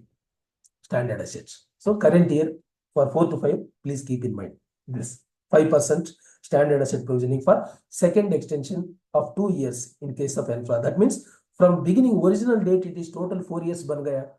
Non-infra from original date, 2 years it has become. Right? Then. Okay, shifting accounts for more than one occasion during last 5 years. These are all common guidelines. 2 years corporates. 3 years awarded balance sheet, you have to verify with ROC. Current ratio 1.33 or 1.25. In case of SME, current ratio relaxed up to 1 for takeover. This is recalled question. In case of SME, while taking over, you can consider current ratio up to 1, including 1. You can consider. Whereas for others, it is strictly 1.33 or 1.25. Right? Debt equity ratio not more than 2:1. Relaxation 3:1. For MSME, DER is 3:1 for takeover. Pass sheet for 1 year in case of term loans and 6 months in case of working capital, it has to be verified. Next, if time overrun or cost overrun is more than 15%, no takeover. Time overrun, that means construction should be completed in 2 years and operations to be commenced. But instead of 2 years, it has become 2.5 years. So 25% overrun, time overrun, not eligible for takeover. And the cost overrun means 200 crores project. By the time completed, it is 250 crores ban gaya. So 25 crores, 25% is cost overrun. It is also not eligible for takeover. Cost overrun or time overrun more than 15%, not eligible for takeover. Right? This is next. Dilution of security, yes or no, whatever securities are there, they have to pay. Next, extension of repayment. Remaining repayment period. Suppose you are taking over one housing loan. For example, I will tell you. Already party has with us 20 years, he has already, 25 years repayment that bank has given. Already 5 years is over. Another 20 years only left over. While taking over, you should not give repayment to more than 20 years because their leftover period is 20 years only. You should not give more than that. What happens if you give more than that? As per Reserve Bank guidelines, if you give more repayment period, it is considered as a restructuring and immediately that account should become NPA. That is RBI guideline. That is why no question of extension of repayment period. Only one exemption is there. Lease rent discounting, LRD we call. This LRD also recent recalled question, 2 to 3 recalled question current year. Lease rent discounting, for this only you can give extension of repayment. That too, as per our scheme, 180 months, 180 months, 15 years is our repayment period. We will prescribe. So within this 15 years repayment period, you can extend repayment within this period only. This is only exception, right? Remaining all okay, security coverage, etc. For takeover with enhancement, yes, this is also recalled question current year. For takeover with enhancement, Security coverage in the form of land and building, our own deposits, etc., not less than 50% of the exposure, and vacant land not more than 50%. This is one condition. If enhancement is more than 25%, then sanctioned by next higher authority. Next, fresh term loans proposed for expansion, respective sanctioning authority can sanction. Expansion and also concession in pricing, rate of interest and service charges, etc. Then next to higher authority. Next, proposal with enhancement. If collateral is more than 100% of exposure, including enhancement, in that at least 15% of collateral should be in the form of commercial or residential properties. This is another guideline, important one for current year exam. Proposal with enhancements while takeover. If collateral is more than 100% of the exposure, including enhancement amount. If collateral is more than 100%, in such cases, at least 15% of security should be in the form of commercial and residential properties. Right? Next, stock audit. Generally, we have to conduct immediately. But waiver of stock audit, this is also another important for exam. Waiver of stock audit. Waiver of stock audit permitted up to 10 crores provided other bank has conducted stock audit and they are giving stock audit report less than 6 months old. If stock audit is more than 6 months old with other bank, then up to 3 crores only we can waive stock audit. We can waive stock audit up to 10 crores provided other bank stock audit report is less than 6 months old. If it is more than 6 months old, only 3 crores only exemption we will give. In both cases, previous 3 years stock statements we will call for and scrutinize. Right? And next, for MSME up to 1 crore rupees, CO head may permit waiver of stock audit provided 125% collateral security is available. Right? This is for stock audit. Current year exam. Retail loans takeover, they have not touched retail loans, we not worry. Yes, fresh facilities. This is also recalled question in current year exam. What they asked is, what is the minimum cooling period? 24 months minimum cooling period. Whether it can be waived or reduced by any authority. No authority can waive minimum cooling period of 24 months. So for all OTS proposals, generally 24 months compulsorily cooling period should be there. Only 2-3 examples they have given exemptions, like your weaker sections, crop loan up to 50,000 rupees, gold loans up to 1 lakh rupees, like that they have given exemptions. Other than this, no question of waiving cooling period of 24 months. This is recalled question 2 to 3 current year. Right? What is this cooling period? After settlement of OTS amount, after payment of OTS amount, we should not sanction new loan to the borrower for at least 24 months. After 24 months, again, conditions apply. Right. Now, this cooling period is 24 months if sacrifice amount as percentage of book liability up to 10%. Our sacrifice amount up to 10%. That means book liability was 20 lakhs, suppose, for example, book liability was 20 lakhs. And our sacrifice amount is up to 2 lakhs, 10% of that. In such cases, 24 months is your cooling period. And above 10% and up to 25% sacrifice of book liability, then 36 months is cooling period. If sacrifice is more than 25%, 60 months is cooling period. That means for another 5 years, we should not sanction loan to that borrower where we have entered into OTS by sacrificing more than 25% of the book liability. 5 years. Yeah. And for gold loans other than agriculture, cooling period 24 months.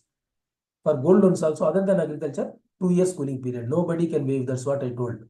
For agriculture, after 3 months, gold loan you can sanction up to 1 lakh for agriculture. And after 6 months, gold loans as per delegated powers for agriculture only. Right? Next, return of amount up to 10,000 rupees, ignore after 24 months cooling period. For non-willful defaulters under agriculture and allied activities, weaker sections up to 50,000 rupees, as I told you, KCC, need-based finance after 3 months, provided party has repaid at least 10% of previous loan. This is for weaker section persons up to 50,000 rupees KCC, we will sanction, provided party has paid at least 10% of the previous loan before OTS. Right? This is, of course, restrictions for lending, no loans against our own shares. This mostly, this section 19.2 earlier frequently they used to ask, but current year I have not seen in recent exam. But earlier, every year, at least in some or other, it was used to find 19 section 19.2 of Banking Regulation Act. What is that? We should not sanction loan against a particular company shares exceeding 30% of that company capital or 30% of our capital and reserves. This is section 19, subsection 2 of BR Act. Very frequently asked question. Remaining all, we need not worry for these restrictions. Variations, so far they have not touched, we need not worry. But if they touch at is higher level, variations means our terms and conditions are there. Like your current ratio 1.33. If you are reducing that current ratio up to 1.25 like that, it is one variation. Or margin, we say 25%. You are reducing 2% or 5%, 20% margin. It is also variation like that. Whatever variations are there. So up to 2 variations, it is permissible by GMHO-CAC. Up to 4 variations, ED-CAC. Beyond 4 variations, it is MC of the board. This is about variations. Credit delivery, I have not seen many in that, so we will not worry about that credit delivery. This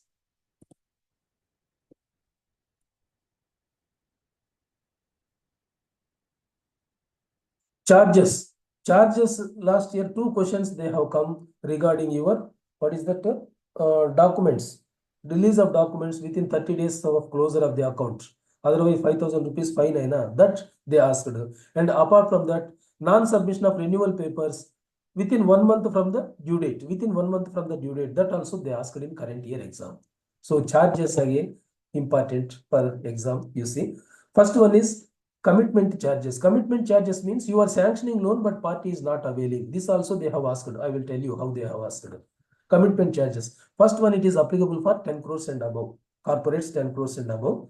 And what are the commitment charges? Generally 1% on fund-based commitment charges.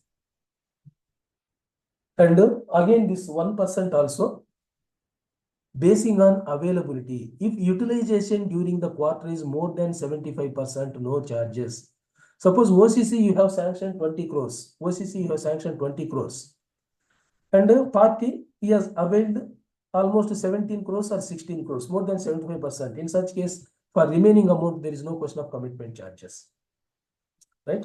If utilization is between 50 and 75%, then 0.5% commitment charges.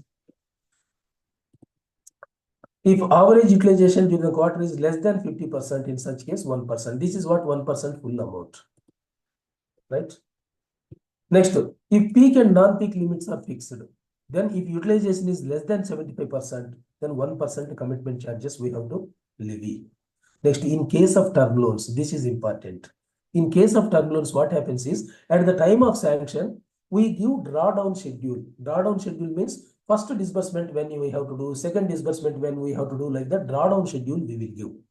For each drawdown schedule, party if not availed within 3 months from the each drawdown schedule date. Say first drawdown December 1st. December 1st means 3 months. December, January, March, February. Up to February not availed. March he is availing. Suppose. So you have to apply commitment charges. So in case of term loans, from drawdown schedule, each drawdown schedule, 3 months is permitted. Beyond 3 months, we will charge this commitment charges. Okay, delayed payment, QS, HOS, old one only. This we will not touch. Delayed mortgage.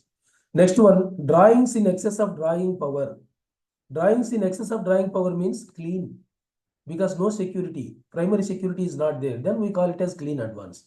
So for clean advances, 7% above applicable. That is 7% per annum on the overdrawn portion you have to charge. This is clean rate. Right. Diversion of funds. This is also another concept. Suppose we have observed some diversion of funds in the account. Till funds are brought back into the system, we have to charge 5% on the entire liability.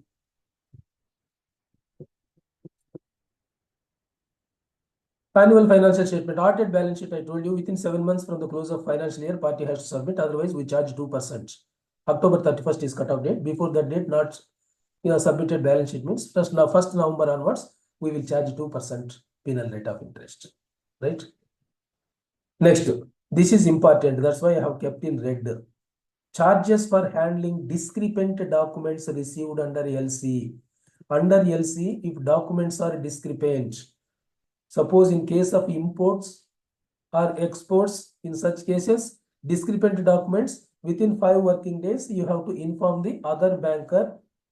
But in case of local LCs, there is no such thing.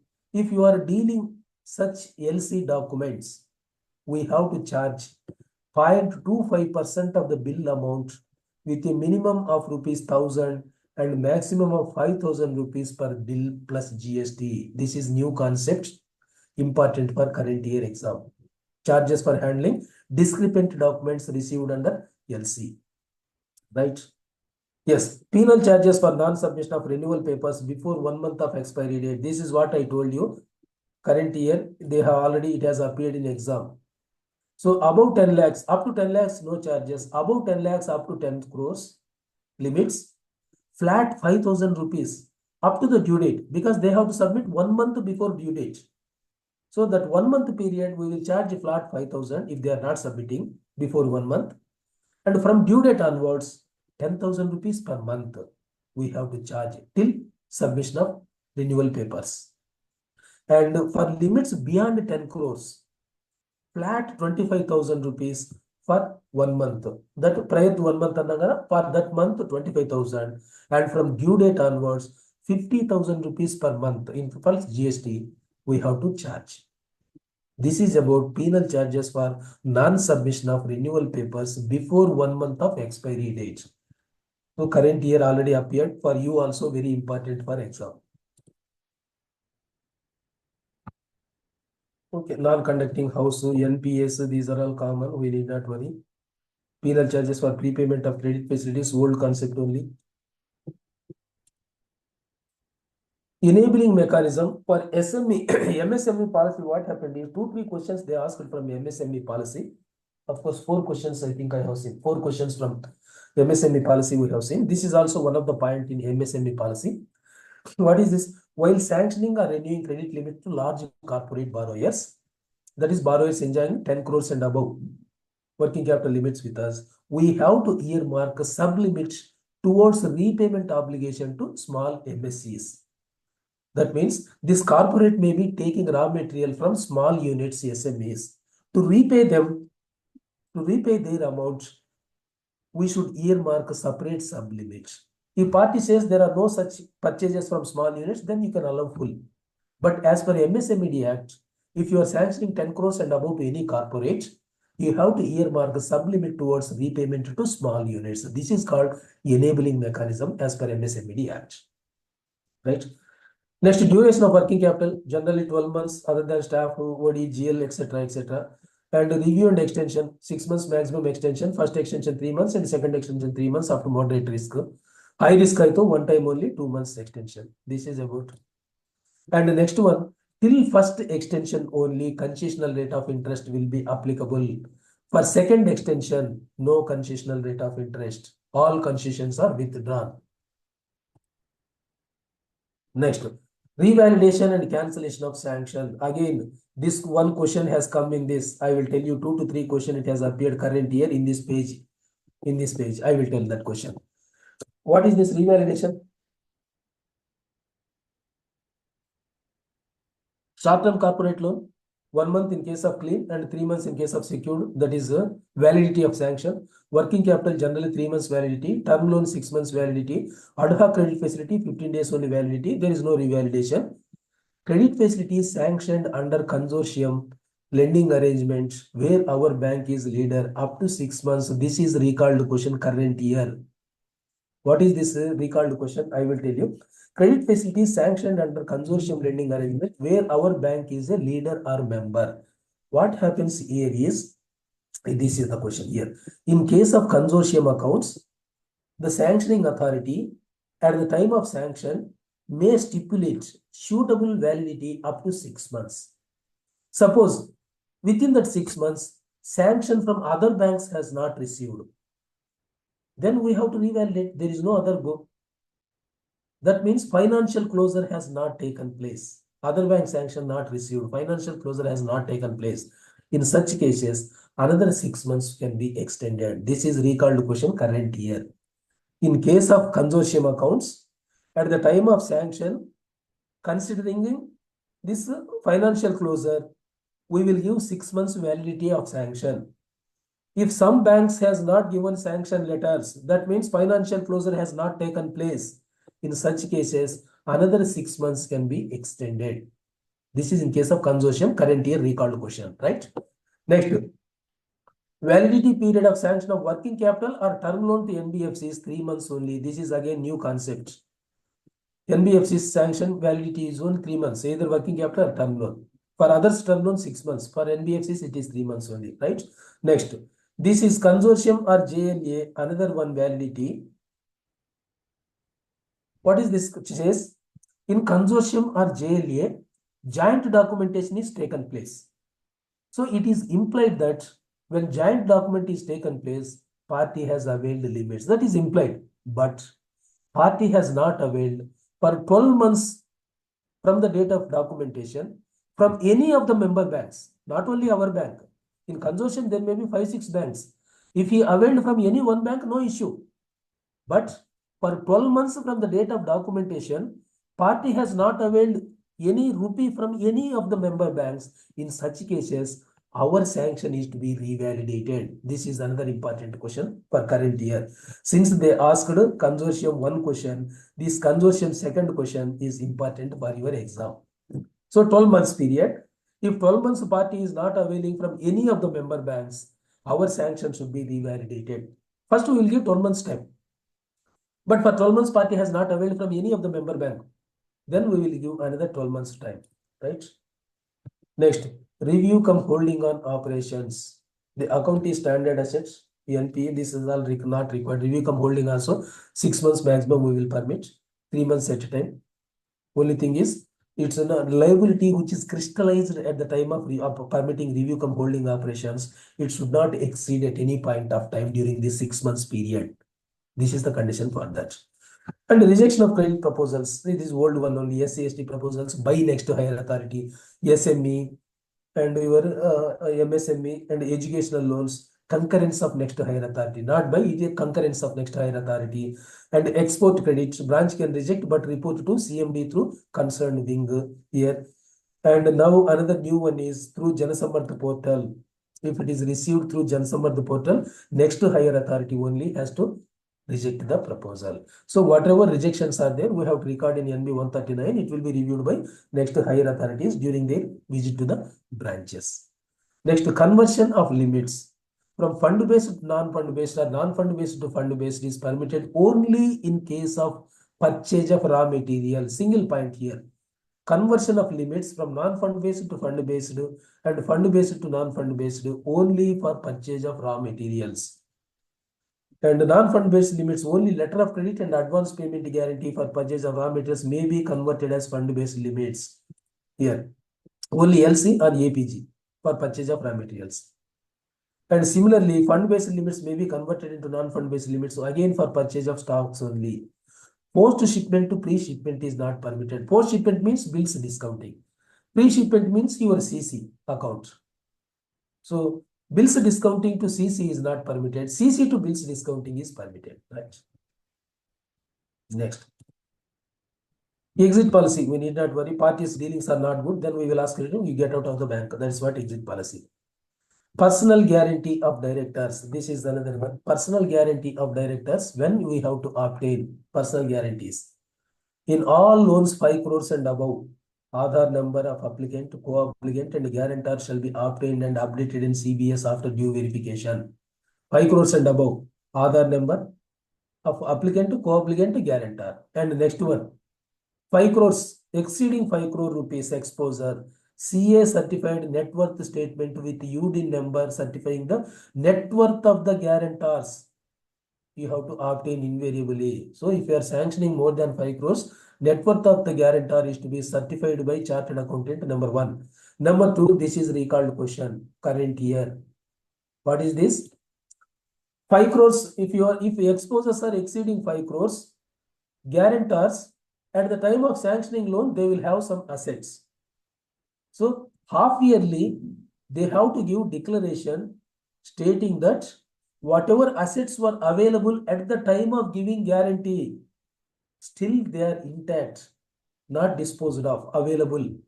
This party has to give declaration every half year. This is what in respect of exposures exceeding 5 crores, half yearly confirmation from the guarantor stating that the assets are declared for arriving net worth at the time of original sanction are still intact and under his or her ownership.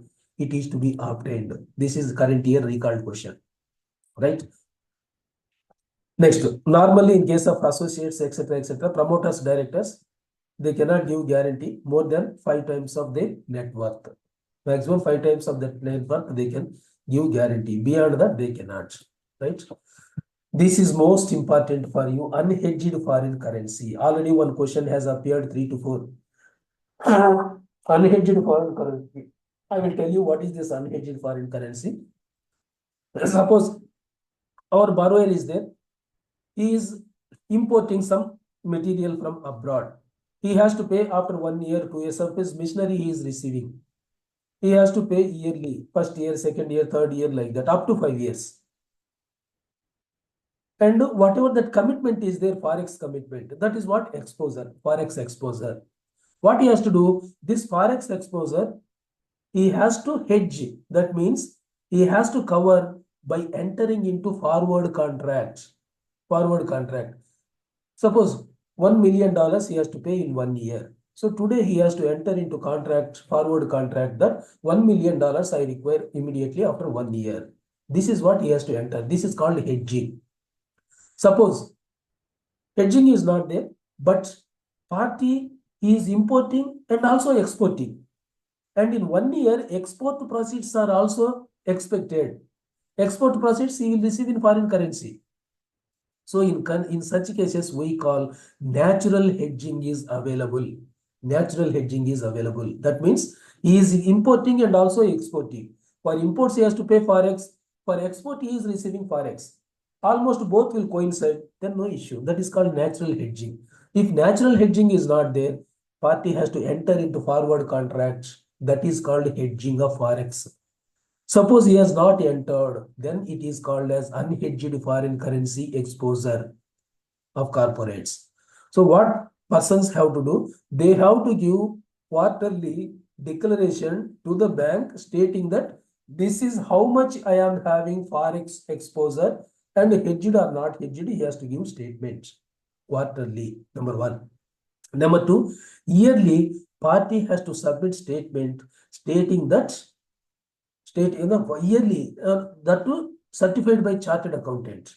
And what are all the forex exposures, whether hedged or not hedged, that also he has to give statement duly signed by auditor yearly. This is second one. If party is not submitting either quarterly or yearly reports, we have to charge 1% penal rate of interest. For non-submission of data on unhedged foreign currency exposure, we will charge 1% penal interest. This is one recalled question. Right? Next. Suppose if he is not covering hedging, if he is not hedging, in such cases, we have to penalize. That is, penalize means punishments. What are the punishments? One is enhancing your risk weight of the asset. Adding 25% risk weight we will add, number 1, but not all cases, that also I will tell you. And the second one, standard asset provisioning is also, instead of 4%, we will add 0.2 or 0.4 or 0.8% extra. These two punishments are there. But 25% extra, it is only non-submission, and also for higher, I will tell you. For here, up to 50 crore rupees, we need not calculate EBID, potential loss by EBID. This is the equation for arriving what is the unhedged foreign currency exposure effect on this. Potential loss, that means how much loss will be there due to non-coverage, that is potential loss. And what is EBID? Earnings before interest and depreciation. This is EBID. So if your potential loss is covered by EBID, no issue. If potential loss is not covered by EBID, then we will charge penalties to the party. What is this penalty? Standard asset provisioning, we will add 0.2 or 0.4 or 0.8%, 0.6 or 0.8. Right? Now, the question here is, if EBID is more than 75%, what is the provision and risk weight we will add in case of unhedged foreign currency exposure? This is recalled question 3 to 4 current year. If EBID is more than 75%, what is the provision? Standard asset provision will be increased by 80 BPS. 80 BPS means 0.8%.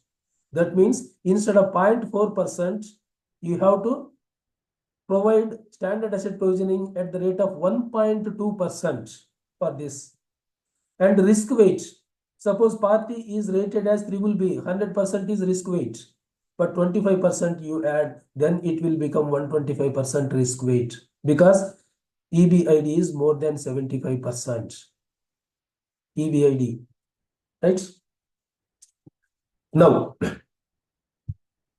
for exposures up to 50 crores, we need not calculate this potential loss by EBID. Simply what we can do, up to 50 crores, 10 BPS, we will add standard asset provisioning.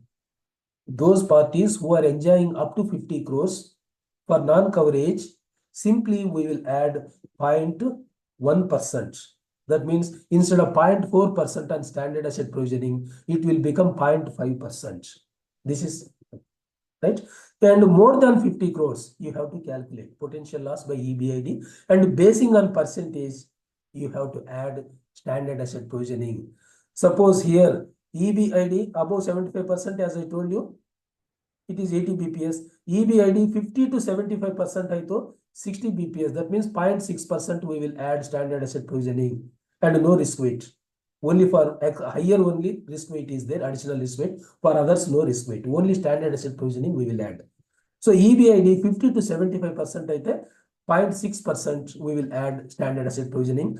30 to 50% aito, then 0.4% standard asset provisioning we will add. Then it will become 0.8. 0.4 normal and higher 0.4 additional. And below 30 EBID aito, in such case 20 BPS means 0.2% we will add standard asset provisioning. Right? 25% additional risk weight applicable only for EBID more than 75% only. Right?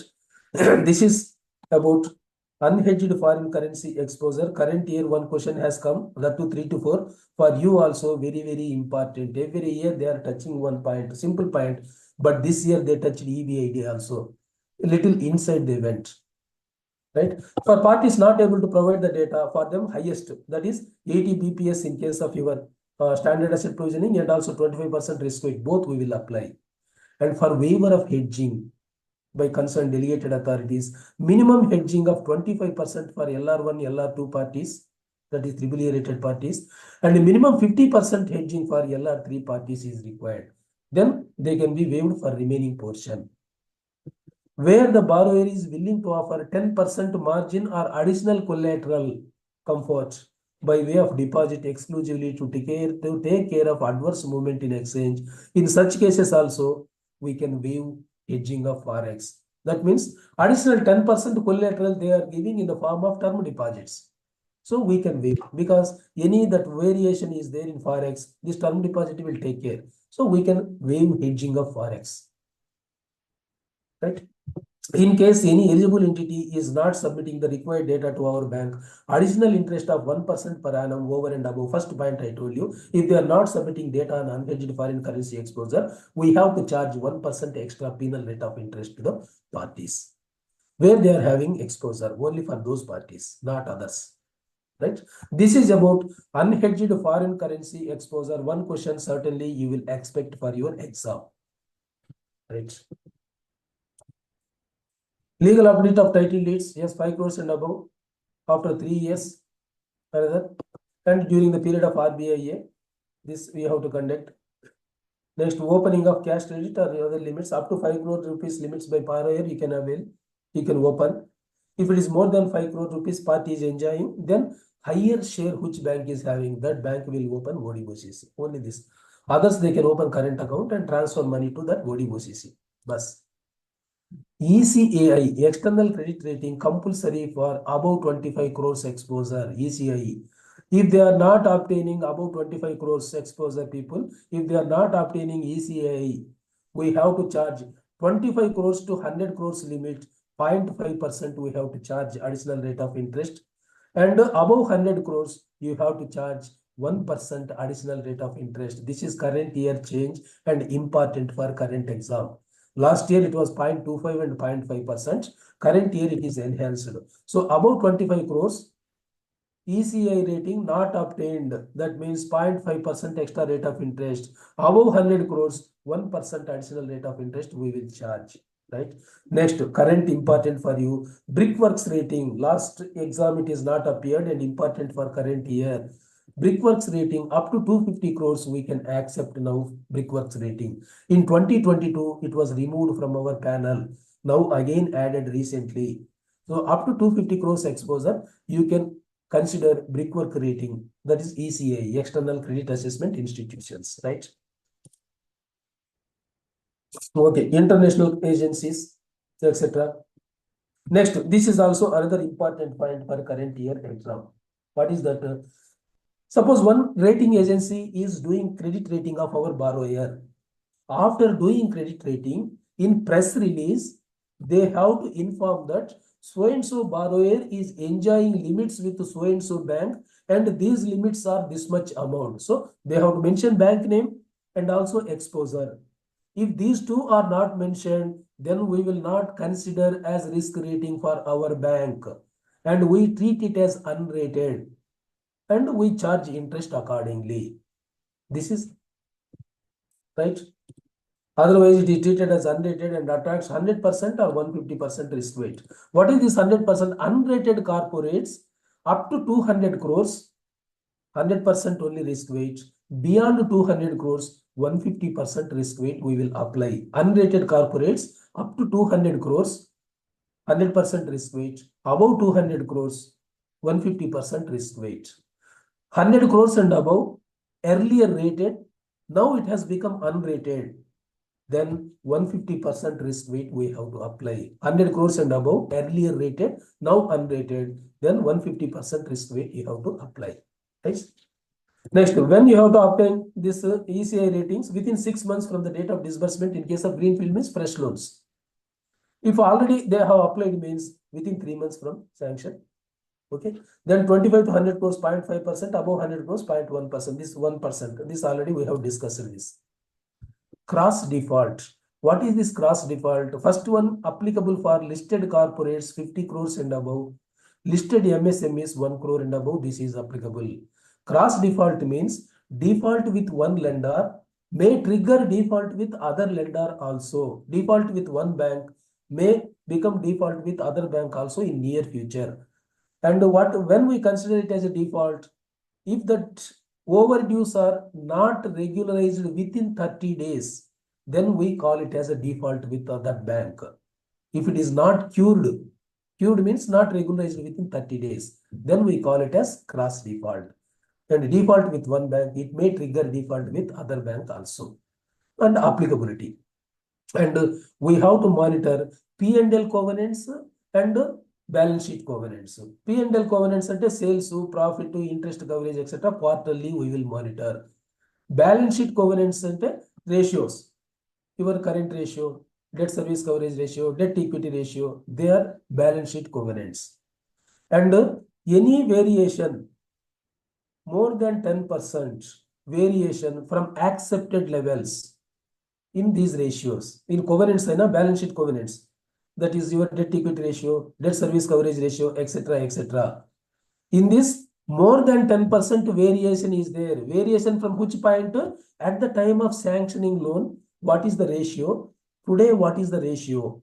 If there is variation of more than 10%, then we says there is a cross default. So some problem is there, breach in financial covenant we call. So for breach in financial covenants is variation more than 10% of accepted levels, right? Now,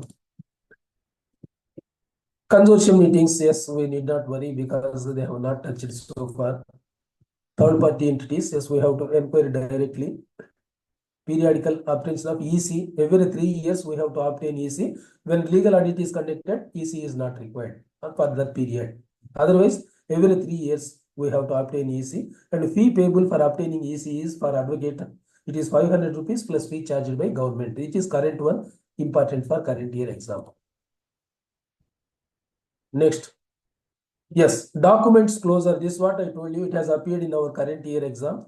Documents closure. Within 30 days, you have to give back documents to the borrower and cancel our lien in our wherever we have registered. That is ROC or your CERSI. We have to cancel the charges also. If it is not done beyond 30 days, 5,000 rupees per day penalty for us each day. 5,000 rupees. And if documents are lost, then within 60 days, you have to obtain duplicate through advocates and give them within 60 days. And for advocates, we have to pay 3,000 rupees plus out-of-pocket expenses for obtaining duplicate documents. Right? And if borrower is not collecting within 30 days, then safekeeping charges at the rate of 500 rupees per month in case of documents. For gold loans, 200 rupees per month beyond 30 days, we have to charge. That is safekeeping charges. Key fact statement already we have discussed in this. From October 1st, it is applicable for retail and MSME. Of course, off balance sheet, we need not worry. This also LC, etc. Yeah. So this is briefly about our credit policy, friends. Where for current year exam, whatever it is appeared, those points we have gone through deeply so that you will understand and remember for exam purpose. Simply, I can go fast, but without understanding, it may not be useful. That's why a little more time I have given and completed. So any doubts, most welcome. You may ask any doubts. Most welcome. Yes, sir. किसी को any doubts पूछिए, I will clarify and some. Hello. Yes, sir. Yes, sir. Sir, in case of specific PCR, whether bank has to take prior approval from RBI for providing counter-cyclical provisioning buffer. Sir. In case of PCR, it is provision coverage ratio. As it is, we are more than 90%. And prescribed is 70% only. So with the permission of RBI, you can keep more provisions than prescribed one. It is called as floating provisions. Those floating provisions will contribute for your counter-cyclical capital buffer. So with the permission of RBI only, you can. But for counter-cyclical capital buffer, RBI has already permitted up to 50%, no, sir? Sir, at present, counter-cyclical capital buffer is not introduced worldwide. Only introduced is your capital conservation buffer, 0.2-0.5%. That too introduced in 4 slabs, 0.875 each slab, like that they have introduced 0.1, 4 slabs, 1 point something, 2.5% and 0.625. Each quarter they have given, it is over. Counter-cyclical capital buffer, still it is not introduced worldwide. But now with an intention to keep this in mind for future, whenever we are earning good profits, then you can keep some extra provisions. That is what floating provisions. It will help you for keeping your counter-cyclical capital buffer. And whatever these extra provisions you are keeping, it will be added to your Tier 2 capital. As per standardized method, 1.25% of risk-weighted assets, it will be added to your Tier 2 capital. As per IRB, that is your advanced approach, internal ratings-based advanced approach.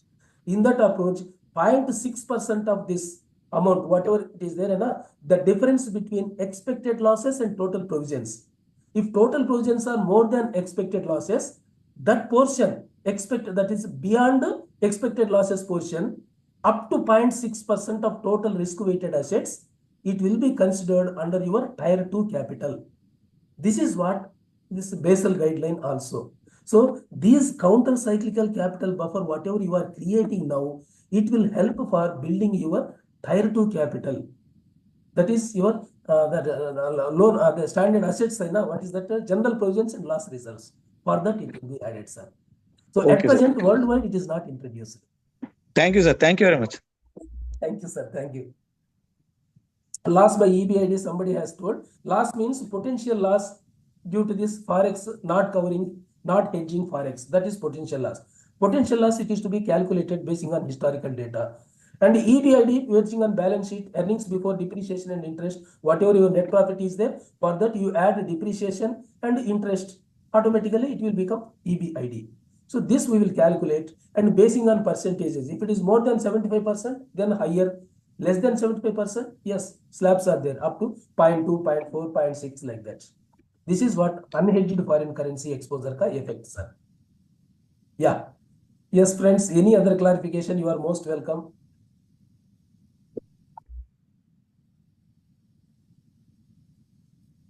Hello. Yes, sir. So can you please highlight 174 5 by 2024 latest CGTV circular? Yes, sir. 120. 175 by 2024 the March circular CGTMC. Sir, I have to search, sir, because circulars I am not accessible enough. Circulars only material supplied by either STC or 125% change from 75% to 125%. This time they are changed, na? 25%. Kisme, sir? CGTMC earlier it was 75% coverage, no CGTMC required. This time it is 125%. Oh, CGTMSC. Yes. CGTMSC for existing parties 75% coverage is sufficient. For new parties 125% coverage is required. Collateral for waiver. Okay. Sir, in this regard, can you please clarify about the hybrid security? Hybrid security, sir. Hybrid security means suppose you are giving 20 crores loan. Yes. And the party is giving only 10 crores security. Okay. And CGTMSC we can cover up to 5 crores. Yes. And the remaining 5 crores, which is covered, not covered by security or not covered by CGTMSC, it is implied that that guarantee that security is extended by party. That is just like insurance done by party only. Insurer is party. That means I will tell you here 5 crores is gap. While making payment of CGTMSC, we will take only 5 crores first for payment. Subsequently, suppose liability has come down to 18 crores. Instead of 20 crores, it has become 18 crores. So 18 crores may 10 crores security you are having. Yes. Then 8 crores is unsecured portion. Out of 8 crores unsecured, 5 crores is covered by, not 5 crores CGTMSC. 5 crores is already covered by party on his own because CGTMSC coverage will come down by 3 crores. Or 2 crores come ho gaya, then it will become 3 crores only. On 3 crores only, you have to pay annual guarantee fee. So it is implied that party is also one of the guarantor to the extent of 5 crores. 10 crores that already security is given. Another 5 crores unsecured portion, for that party is solely responsible. So he is the insurance person for that. We can consider. Okay. And whenever liability is coming down, CGTMSC coverage will come down continuously. This is for the hybrid security models. And in this case, sir, if the collateral security is third party, CGTMSC will not, it will not be a problem for hybrid coverage? I will tell you, CGTMSC says wherever you are taking securities belonging to the owner. Belonging to the owner means the business firm, sir. Yes, yes. Those securities are not given as security to any other. That means unencumbered securities owned by the business firm, not by the entrepreneur, proprietor or partner. Business owned properties, you can take as security. It is not considered as collateral in case of CGTMSC. So those securities I am referring. You can take security to the part. That means the security belongs to the business firm. You can take that security. Unsecured portion, yes, you cover under CGTMSC. And if the party is offering collateral security from third party, we cannot cover in CGTMSC. So you cannot, sir. Whenever you are taking third party security, means CGTMSC is not eligible. Yes. Yes. Okay. Thank you, sir. Right. Thank you, sir. Thank you. Yes, friends. So, sir, shall we call it a day? If no other clarifications are there, yes, we will call it a day. Yes, sir. Thank you, sir. Thank you so much, sir. It was very informative with a lot of updates, sir. And Thank you. today, somebody wants to tell something. Yeah, please, बोलिए. Anybody, most welcome.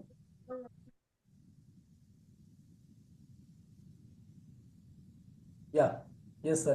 I think it's nothing. Only some other. Okay, sir. So today we are concluding this training session, sir. Yeah, So yes, I sir, extend my thankfulness to you, sir, and all participants also, sir. So on yeah, behalf of CBOA and our General Secretary. And can we end the session, sir? Yeah, sure. Thank you, sir. Thank you, sir. Thank you. Thank you, friends. Thank you very much for your patient hearing. Thank you. Yes, sir. Thanks to CBOA for giving me the opportunity. Thank you, sir. Thank you so much, sir. Thank you, sir. Yeah. We'll leave the meeting. Yes, thank you. Okay, sir.